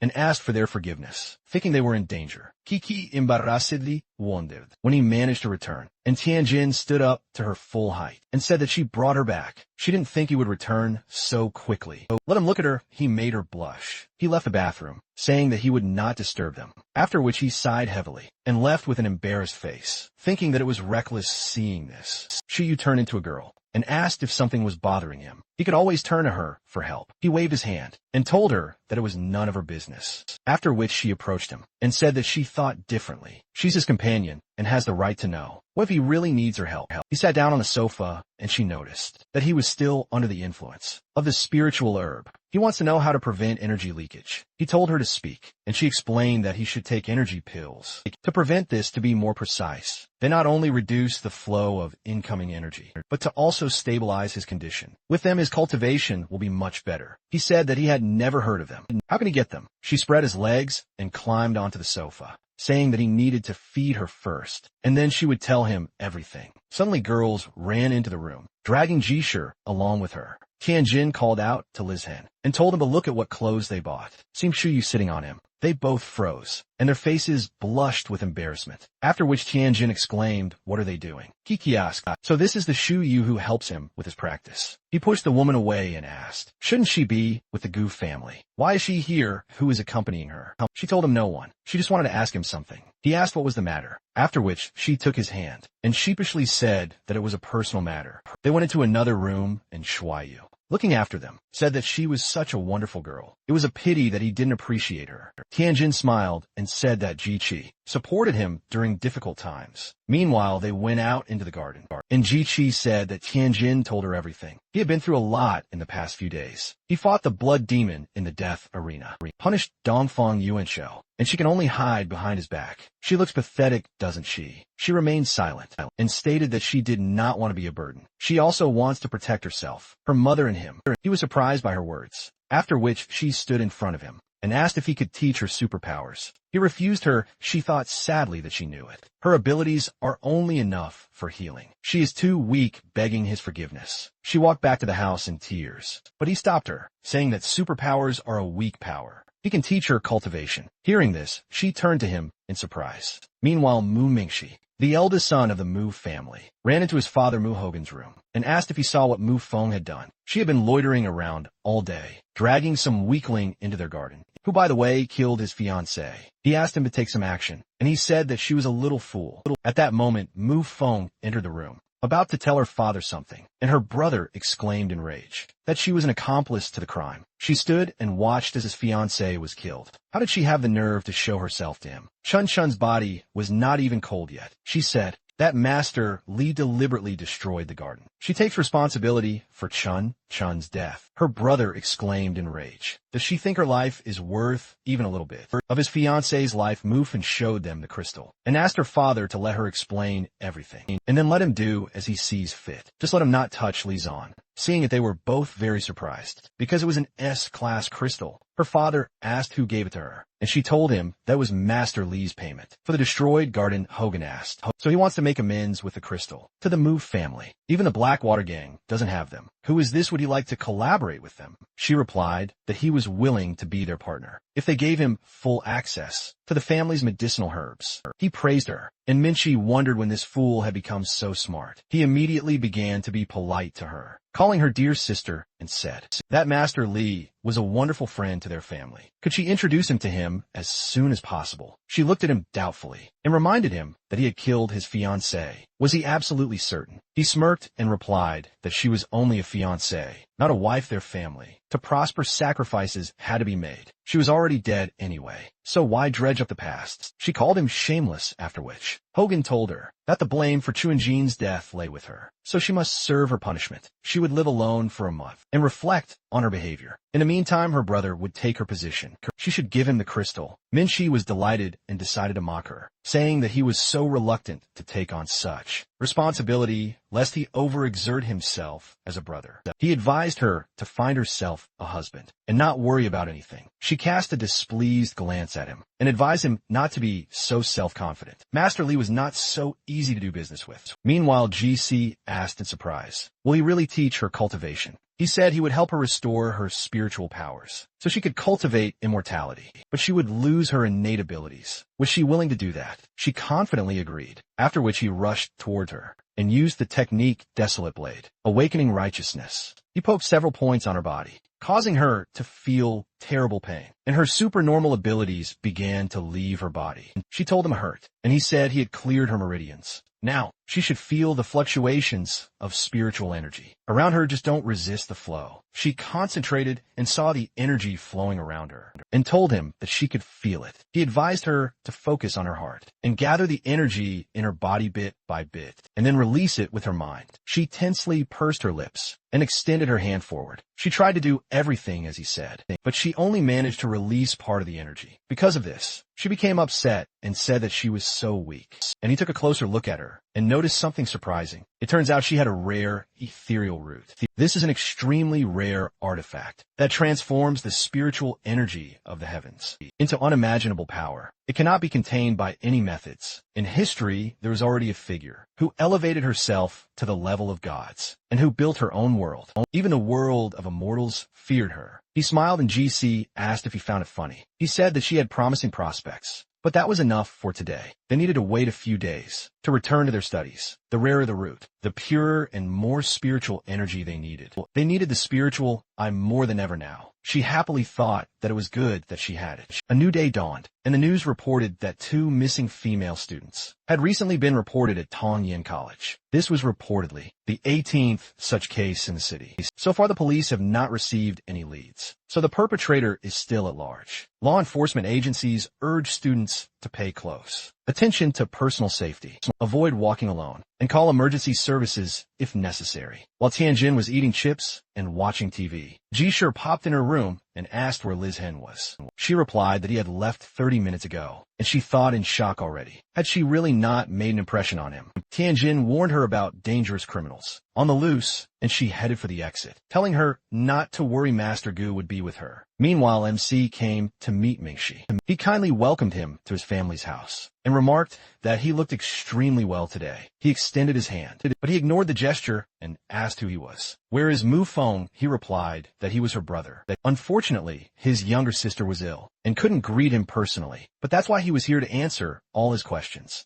After that, Li Sin headed for the exit, saying that he was doing business with Mu Feng. Not the Mu family, but the guy stopped him and said that his sister had always been extremely reckless. They were 2 men, couldn't they find common ground, as the eldest son could offer him greater benefits. MC discontentedly told him to step aside, unless he wanted to end up like his fiancée, and then left Minshi cursed and watching him go. Furiously thought, who did he think he was? He would already be dead if he didn't need him. Does he only want Mu Feng? He'll even crawl to him on his knees. Shuyu meanwhile said that she wasn't in the room. He lied. He asked her to help him find her, after which she took his hand and winked at him, telling him not to worry, she was with him. After that, they went to look for Mu Fan and found themselves in the middle of a field. MC looked around and said that they had been walking for 3 hours. Is she sure she is here? She caught her breath and confirmed it, saying that cats have a very keen sense of smell. She is close, but her legs already hurt so much. What is she doing in such a remote place? They reached some warehouse, and she said that they were there. She looked at him with a smile and asked, is she really useful? What would he do without her? The men outside the warehouse paid attention to them, then took their weapons and approached them. One of them smirked and asked Shuyu,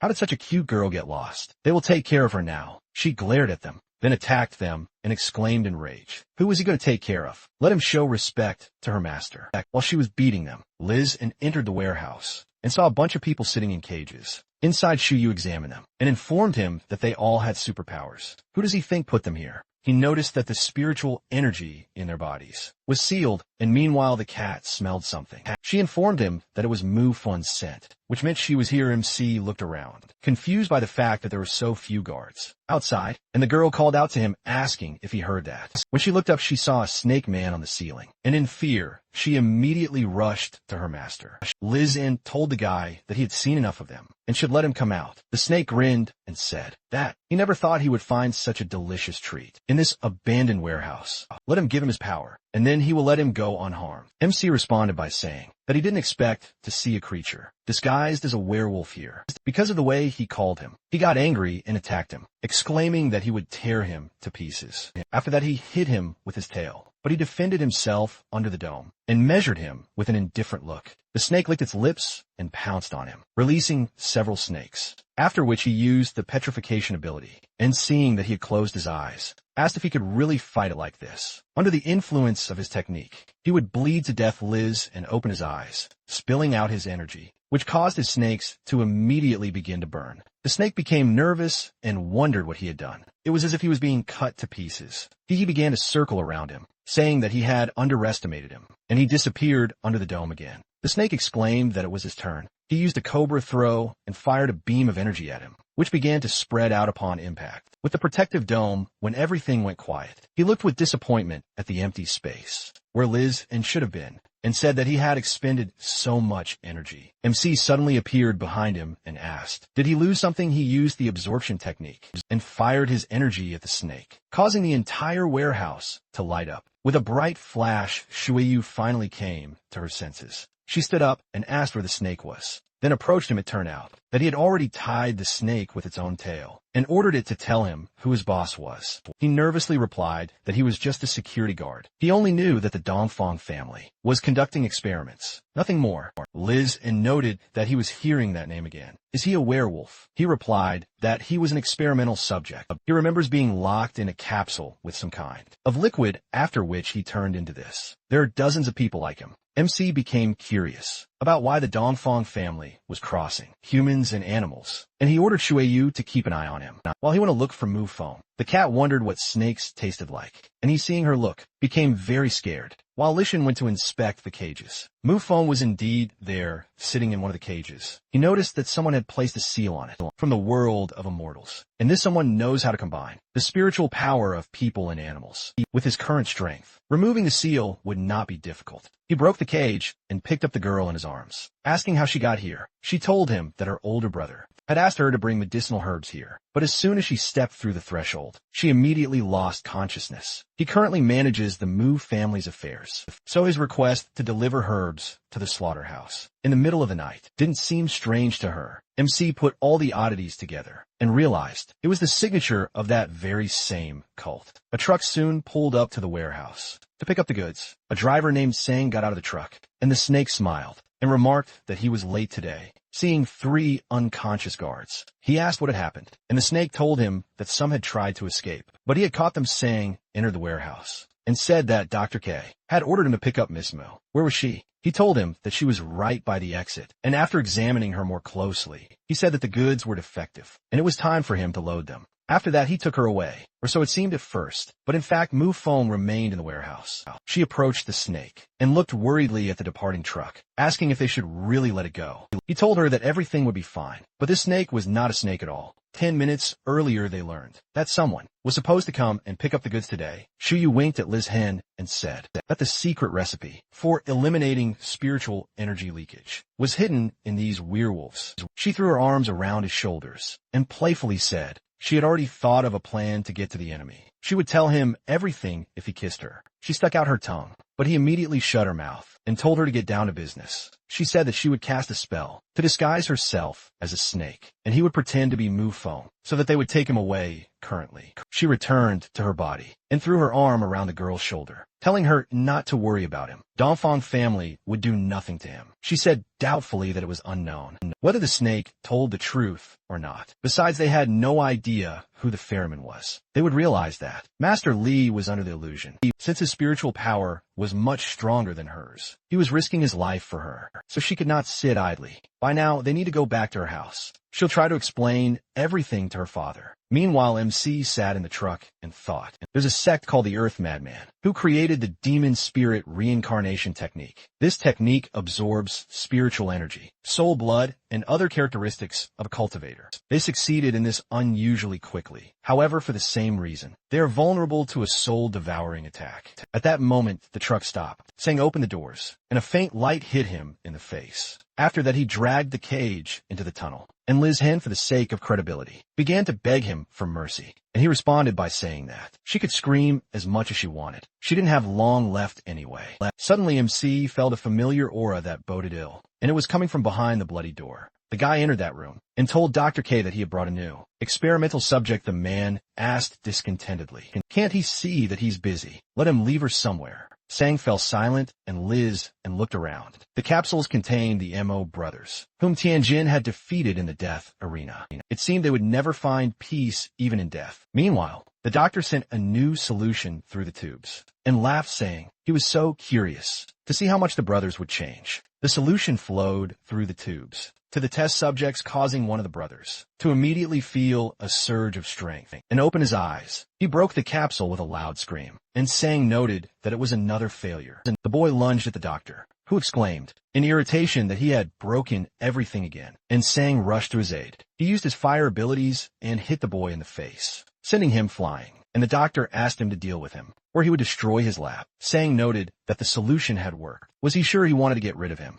A hard layer appeared on the subject's body. He looked at the doctor and wished him death. The doctor exclaimed that this was all nonsense. He was another failed experiment. After that, the guy attacked Sign, and he, holding out his hand, said that it was time for him to rest in peace. The subject immediately burst into flames, and MC mentally noted that he was in the final stages of cultivation. He had the same superpower as Qianju, but his concentration was significantly higher. When only a trace of the subject remained on the floor, Sang dusted off his hands and said he was finished. The doctor joyfully called out to him and said that he would forever remain his favorite. And what would he do without him? He indifferently said that he had delivered the goods, after which the doctor glanced at the cage with a smirk and told his assistants to bring a new capsule and place Miss Mew in it. When Liz N was placed in the capsule, he remembered how she had said, before transforming into a snake, that she needed to penetrate the spiritual technique of demon transformation, and he thought that if her words were true, then his personal intervention was necessary to stop the leak of spiritual power. He wasn't the only one who was stuffed into the capsule. Chun Chun was too. The doctor approached the control panel and said that Mu Ming Chi was a true tyrant, not allowing his wife to rest in peace. He wondered what would happen if the wood power and the power of control were combined. He connected the tubes and advised Miss Mu to endure this experiment, or she would die in agony. After using the medicine on Liz N,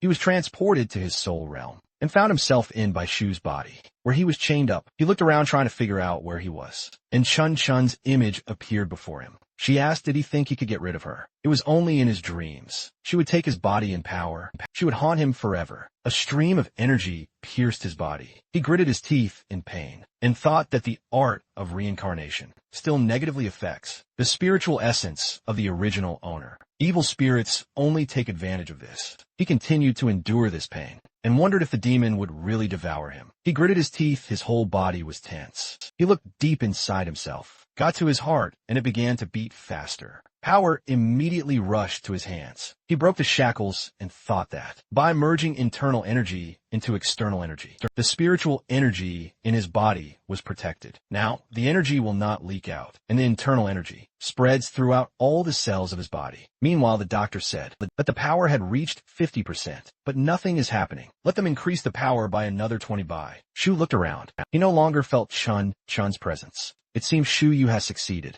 Suddenly the real Lishan's voice rang out, calling out to him and saying that he advocates righteousness, but uses devilish methods. Will his heart be able to withstand it? He has changed, is no longer the coward he knew before. MC turned to him and asked what he meant. Liz N smirked. In response, then pounced on him and struck him, saying that he wanted to get his body back by. Shu parried his attack, causing a wave of energy to spread across the area. And he said that he was his inner demon, that he must defeat. Does he really think that demonic tricks will save him? Liz N said that the two of them are one. What's wrong with them uniting? They both increased the distance between them. And MC, summoning several swords, said that his path is out of his reach. He performed the same trick and exclaimed, if that's the case, then why is he here? Let him not resist, he controls his body. But he can do this with him too. There is no great path in the world. There are the strong and the weak. Let him remember all those he once killed. After all, one day, he himself will become the one he hates with all his heart. Bai Shu parried his blow and said that they choose their own end. And he exclaimed that he knows that he has no abilities. So why is he mocking him? Apparently, he has no choice. MC's eyes widened for a moment. Several swords fell on him, and Liz and told him to join him. Together they will punish their enemies, and not let them rise above them. He stood up and said that he was sorry, that he once had to endure so much pain. But his past and the injustice of the world, from which he suffered, are much more painful than him. He created a sword in his hand, then pounced on the demon, and pierced his body with a sharp blade. Saying that it was over, Liz Hen asked him to wait. Why doesn't he destroy him? He doesn't need his pity. Bai Shu turned to him and said that he had already taken over his body. Someday he would find him in the afterlife, seal his soul, and free him from reincarnation. Before his resurrection, he would bring goodness to the world. He stared at him in surprise, then looked down and thanked him. His body glowed with energy escaping from it, and Bai Shu used a soul technique on it, pulling it toward himself. When the energy entered his chest, he felt something strange, as if he were ascending. Meanwhile, Kay was delighted. He looked at the capsule with Miss Moo and began to hug her, saying that it was fantastic. And MC began to come to his senses, noticing the changes in the girl's face. Sang warned the doctor of the danger, after which the capsule broke, and Lishan dispelled the illusion. Sang asked who he was, and he answered that he was the one who would give him what he deserved. Kay ordered Sang to deal with him, and he stepped forward and asked who he was and where he had taken Miss Moo. He told him he had no right to know, and then the guy pounced on him, saying that he didn't care who he was, but since he was here, he wouldn't get out alive. He easily blocked the blow with his shield, which surprised the guy and immediately stepped back. Kay smiled and noted that he had defensive power, which was what they needed to take him. Sang ignited his fist with flames and said that he would now see how he deflected such a blow and then pounced on him again. This time, he managed to leave a crack in his protective dome. MC, meanwhile, thought that this move was similar to the Kunlun Sect's Fist of the Flame deity technique. He concentrates the furious spirit of flame in his fists and increases the force of the explosion. With such strength, he is comparable to Ten Tenjo.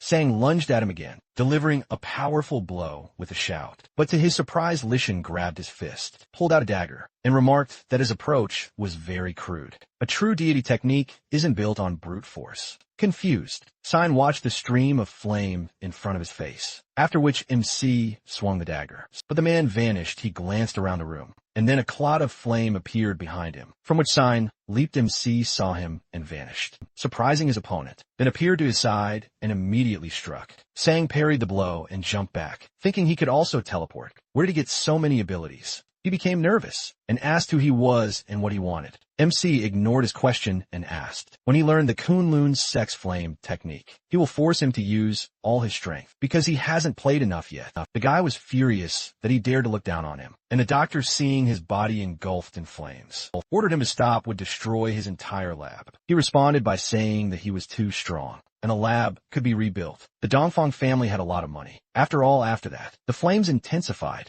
The lab technicians began to run away, and one of them, turning to his colleague, asked why she was standing there. She responded by saying that Song had the advantage. Why would they run away, he asked. Doesn't she know anything? In the previous battle with the squad, he killed them without a second thought. He goes crazy when he unleashes all his power, and the damage can be incredibly huge. Meanwhile, Sang prepared for an attack and told Liz and that no matter who he was, he simply had to die, and he rushed towards him, telling him to attack after that. The guy fired fireballs at him, but he deftly dodged and began to approach him. At that moment, Sang snapped his fingers, gathering fire, and then waved his hand, reflecting his attack, and he thought, is this his technique? The guy snapped his fingers again, swirling the flames next to him, and then used the flame tornado skill, causing everything around him to quickly burst into flames. But it didn't harm him in any way. He laughed and asked, is this what you call technique? With one swing of his sword, he released frost. The ice reached the guy's feet and bound them, and he exclaimed in surprise, so he can also control ice. Why is he better than him? He glared at him threateningly and ordered him to tell him where he stole the flame deity's techniques.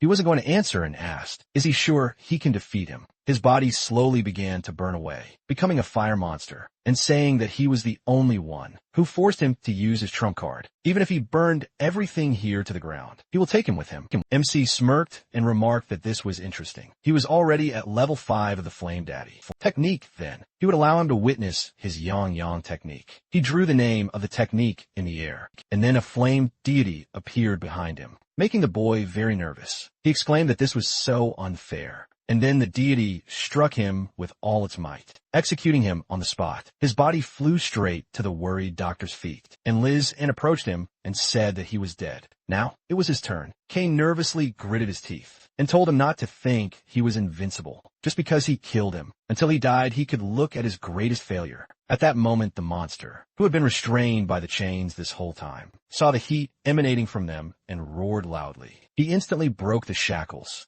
then slammed his hands into the wall with all his might, punching a hole into the room. Turning around, MC saw a huge monster called Zero. The doctor ordered him to kill him, and MC now understood who was emanating that aura. He was the one who made him feel threatened. Immediately after that, the monster pounced on him and struck him, but he erected a shield in front of himself in time. The monster's blow was so powerful that its claws pierced it, something Liz clearly didn't expect. After that, Zero struck him again, throwing him against the wall and hitting it with such force that cracks appeared on it. After that, he looked at his opponent and thought that the last battle had required a lot of spiritual energy from him. He was a level higher than him. This battle should end quickly. A second later, the monster was right in front of him. He mentally noted how fast it was, then moved behind it, causing it to miss. He then used 2 sword techniques at once, throwing a fiery blade at it. But Zero reacted quickly and blocked the blow. Surprising him again, the monster growled, gripping his sword tighter, and the doctor with a smirk advised Lizen to start praying, not to fall into its hands. Zero rushed in, throwing his own blade at it with all his might, which he was forced to block. But the monster's strength again proved too great, causing it to collapse. Zero immediately appeared above him, striking it with a few more blows. And the doctor laughed, exclaiming that this was the end. This truly was the experimental object of which he was most proud. But when the smoke cleared, all his joy was gone. Lizen was no longer at the site of the blow. It turned out he was already behind the monster, and said that, with the power of the core formation sphere, he could only rely on instincts to fight, and live like a puppet. This is truly pathetic. Then he will be merciful and free him. Swinging his sword, he used the Haori technique, causing 9 fireballs, 9 suns, to appear around him. Birds flew out of them. They rushed towards the monster and pierced its body, along with Lizem's blade. He watched as the monster fell unconscious to the floor, and looked at the doctor, and said that it was his turn now. He advised him not to get ahead of himself. How could his proudest project be defeated by him? So easily the fight was not over. Quickly healing his wounds,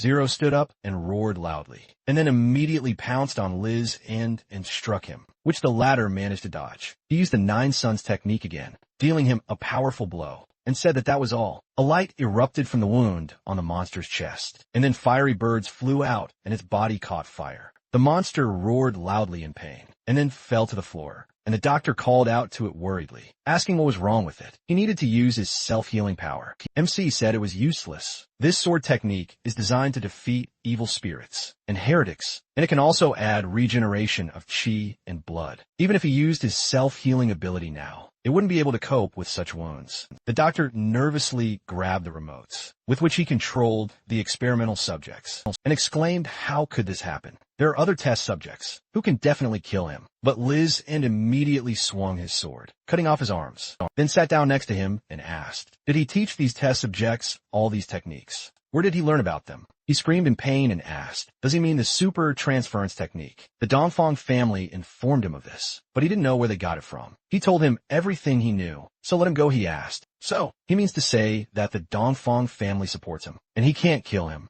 The innocent victims who died at his hands deserve an explanation, but he shouldn't worry. He will soon send the entire Dongfang family to hell. To accompany him after these words, he finished him off. The lab quickly emptied. He glanced at the defeated opponents and thought that everyone here had very strong abilities. It seemed the Dongfang family had found some kind of unusual opportunity. First, he needed to notify Gu about this, so they could take control of this place. A pig flew out of his body, screaming that it wanted brains so much. and he told it that they could become its food, which could be considered something useful. While the pig was devouring them, he left the room and looked around. The traces of artificial mining in these caves are ancient and definitely don't belong to the Dongfang family. Doesn't know where they found this. Demonique cultivation technique. He walked forward along the corridor and saw a huge hole in the floor. And at that moment, the pig hugged his arm. He asked, "Aren't you full?" Noticing something, the pig began pointing at the hole with an alluring smile, and he sensed a faint sign of life. He decided to go down and investigate, then jumped into the hole. There was a bunch of emaciated zombies.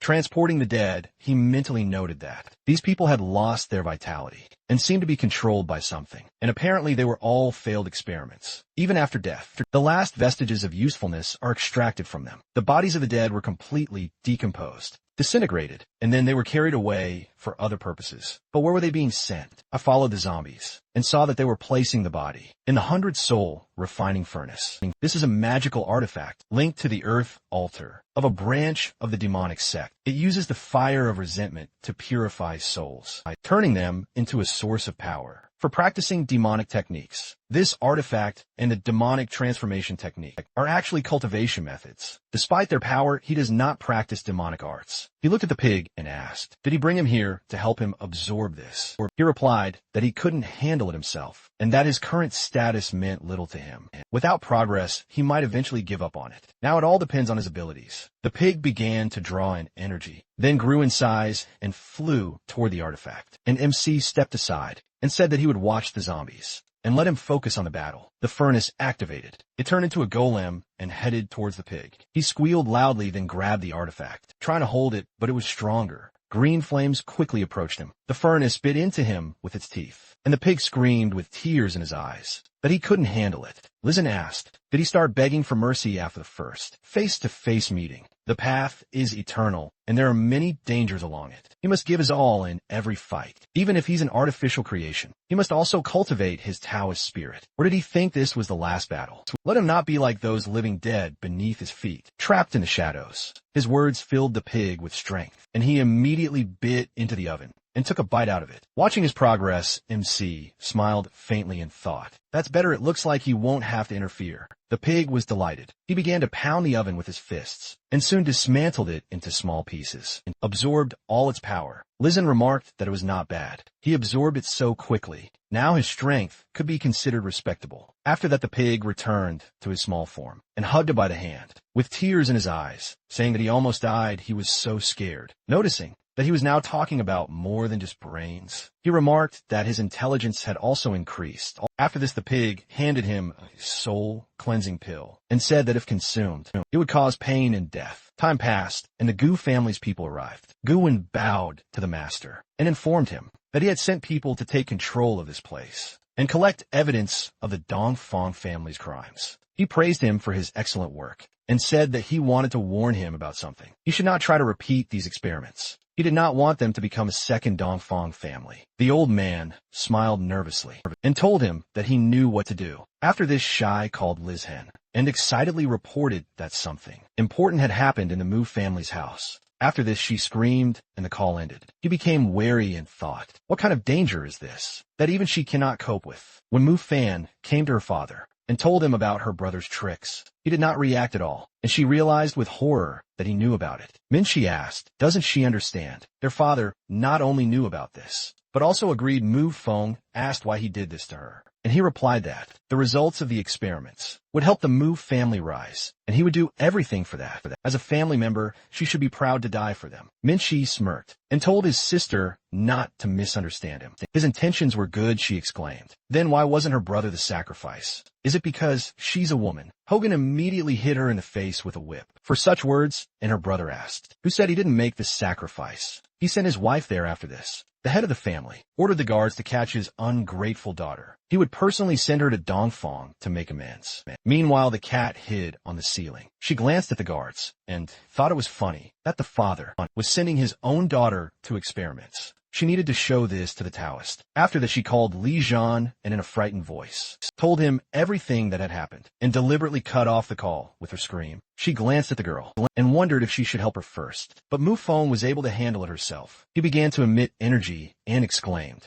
that she would not allow him to humiliate her. after which the guards' bodies twisted, and they cried out loudly in pain. Hogan began to curse loudly and said that she had truly rebelled, and his son asked him for permission to teach her respect for her elders after that. He attacked her, but she quickly touched the floor and used her superpower, bringing the floor tiles to life, and directed this ferocious army at her brother. He defended himself from her attack with his roots, and noted with a smile that it seemed that her strength had increased. After meeting the master, they were connected now. Weren't they? She furiously ordered him to be silent, and not to dare insult him. Today she would definitely defeat him. After that, she created a huge golem from floor tiles, which instantly dealt with his defense, and he imbued himself with the power of ice. As for the smirk, does she think she's the only one so strong here? But he wasn't what he used to be. Seeing his abilities, she was very surprised and exclaimed, "Where did he get this? Didn't he have the power of wood?" He created a weapon in his hand and invited his foolish sister to see the difference between them, after which he pounced on her golem,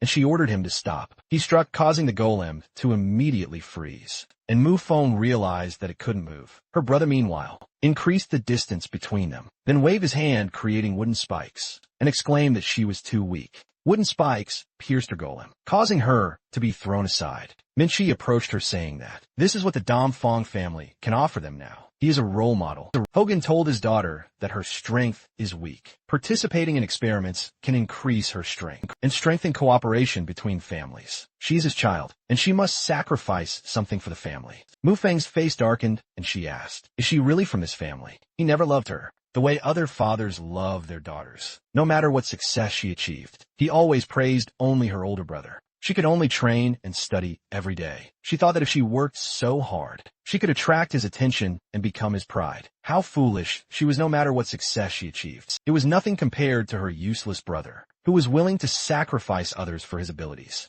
Minchi called her a fool, asking how she dared insult him, and Hogan said that women were too petty and incapable of great things. He told his son that the Dongfang family wanted her alive, and he could handle everything himself from then on. Minchi smiled in anticipation and said that he would first freeze her, then cut off her limbs to show the Mu family's sincerity. But just as he was about to strike her, someone grabbed his arm and stopped him. Everyone was shocked by what they saw. It was Liz Hen who had come to her aid. Mufan called out to him worriedly and told him to run, as he was very strong, and Minchi immediately pounced on him, saying he didn't expect him to come to his death. MC stopped his strike with just 2 fingers, pinning the tip of the axe between them. This caused the boy to be greatly surprised and exclaimed, "How is this possible?" He clenched his fingers and broke the ice, then called Shuyu and ordered her to take Mufone away from here so he could deal with him. The cat helped the girl up, and she asked, "Can he handle this alone?" He replied that he was just pathetic trash, and her brother exclaimed that those were 2 strong words, since he was the only one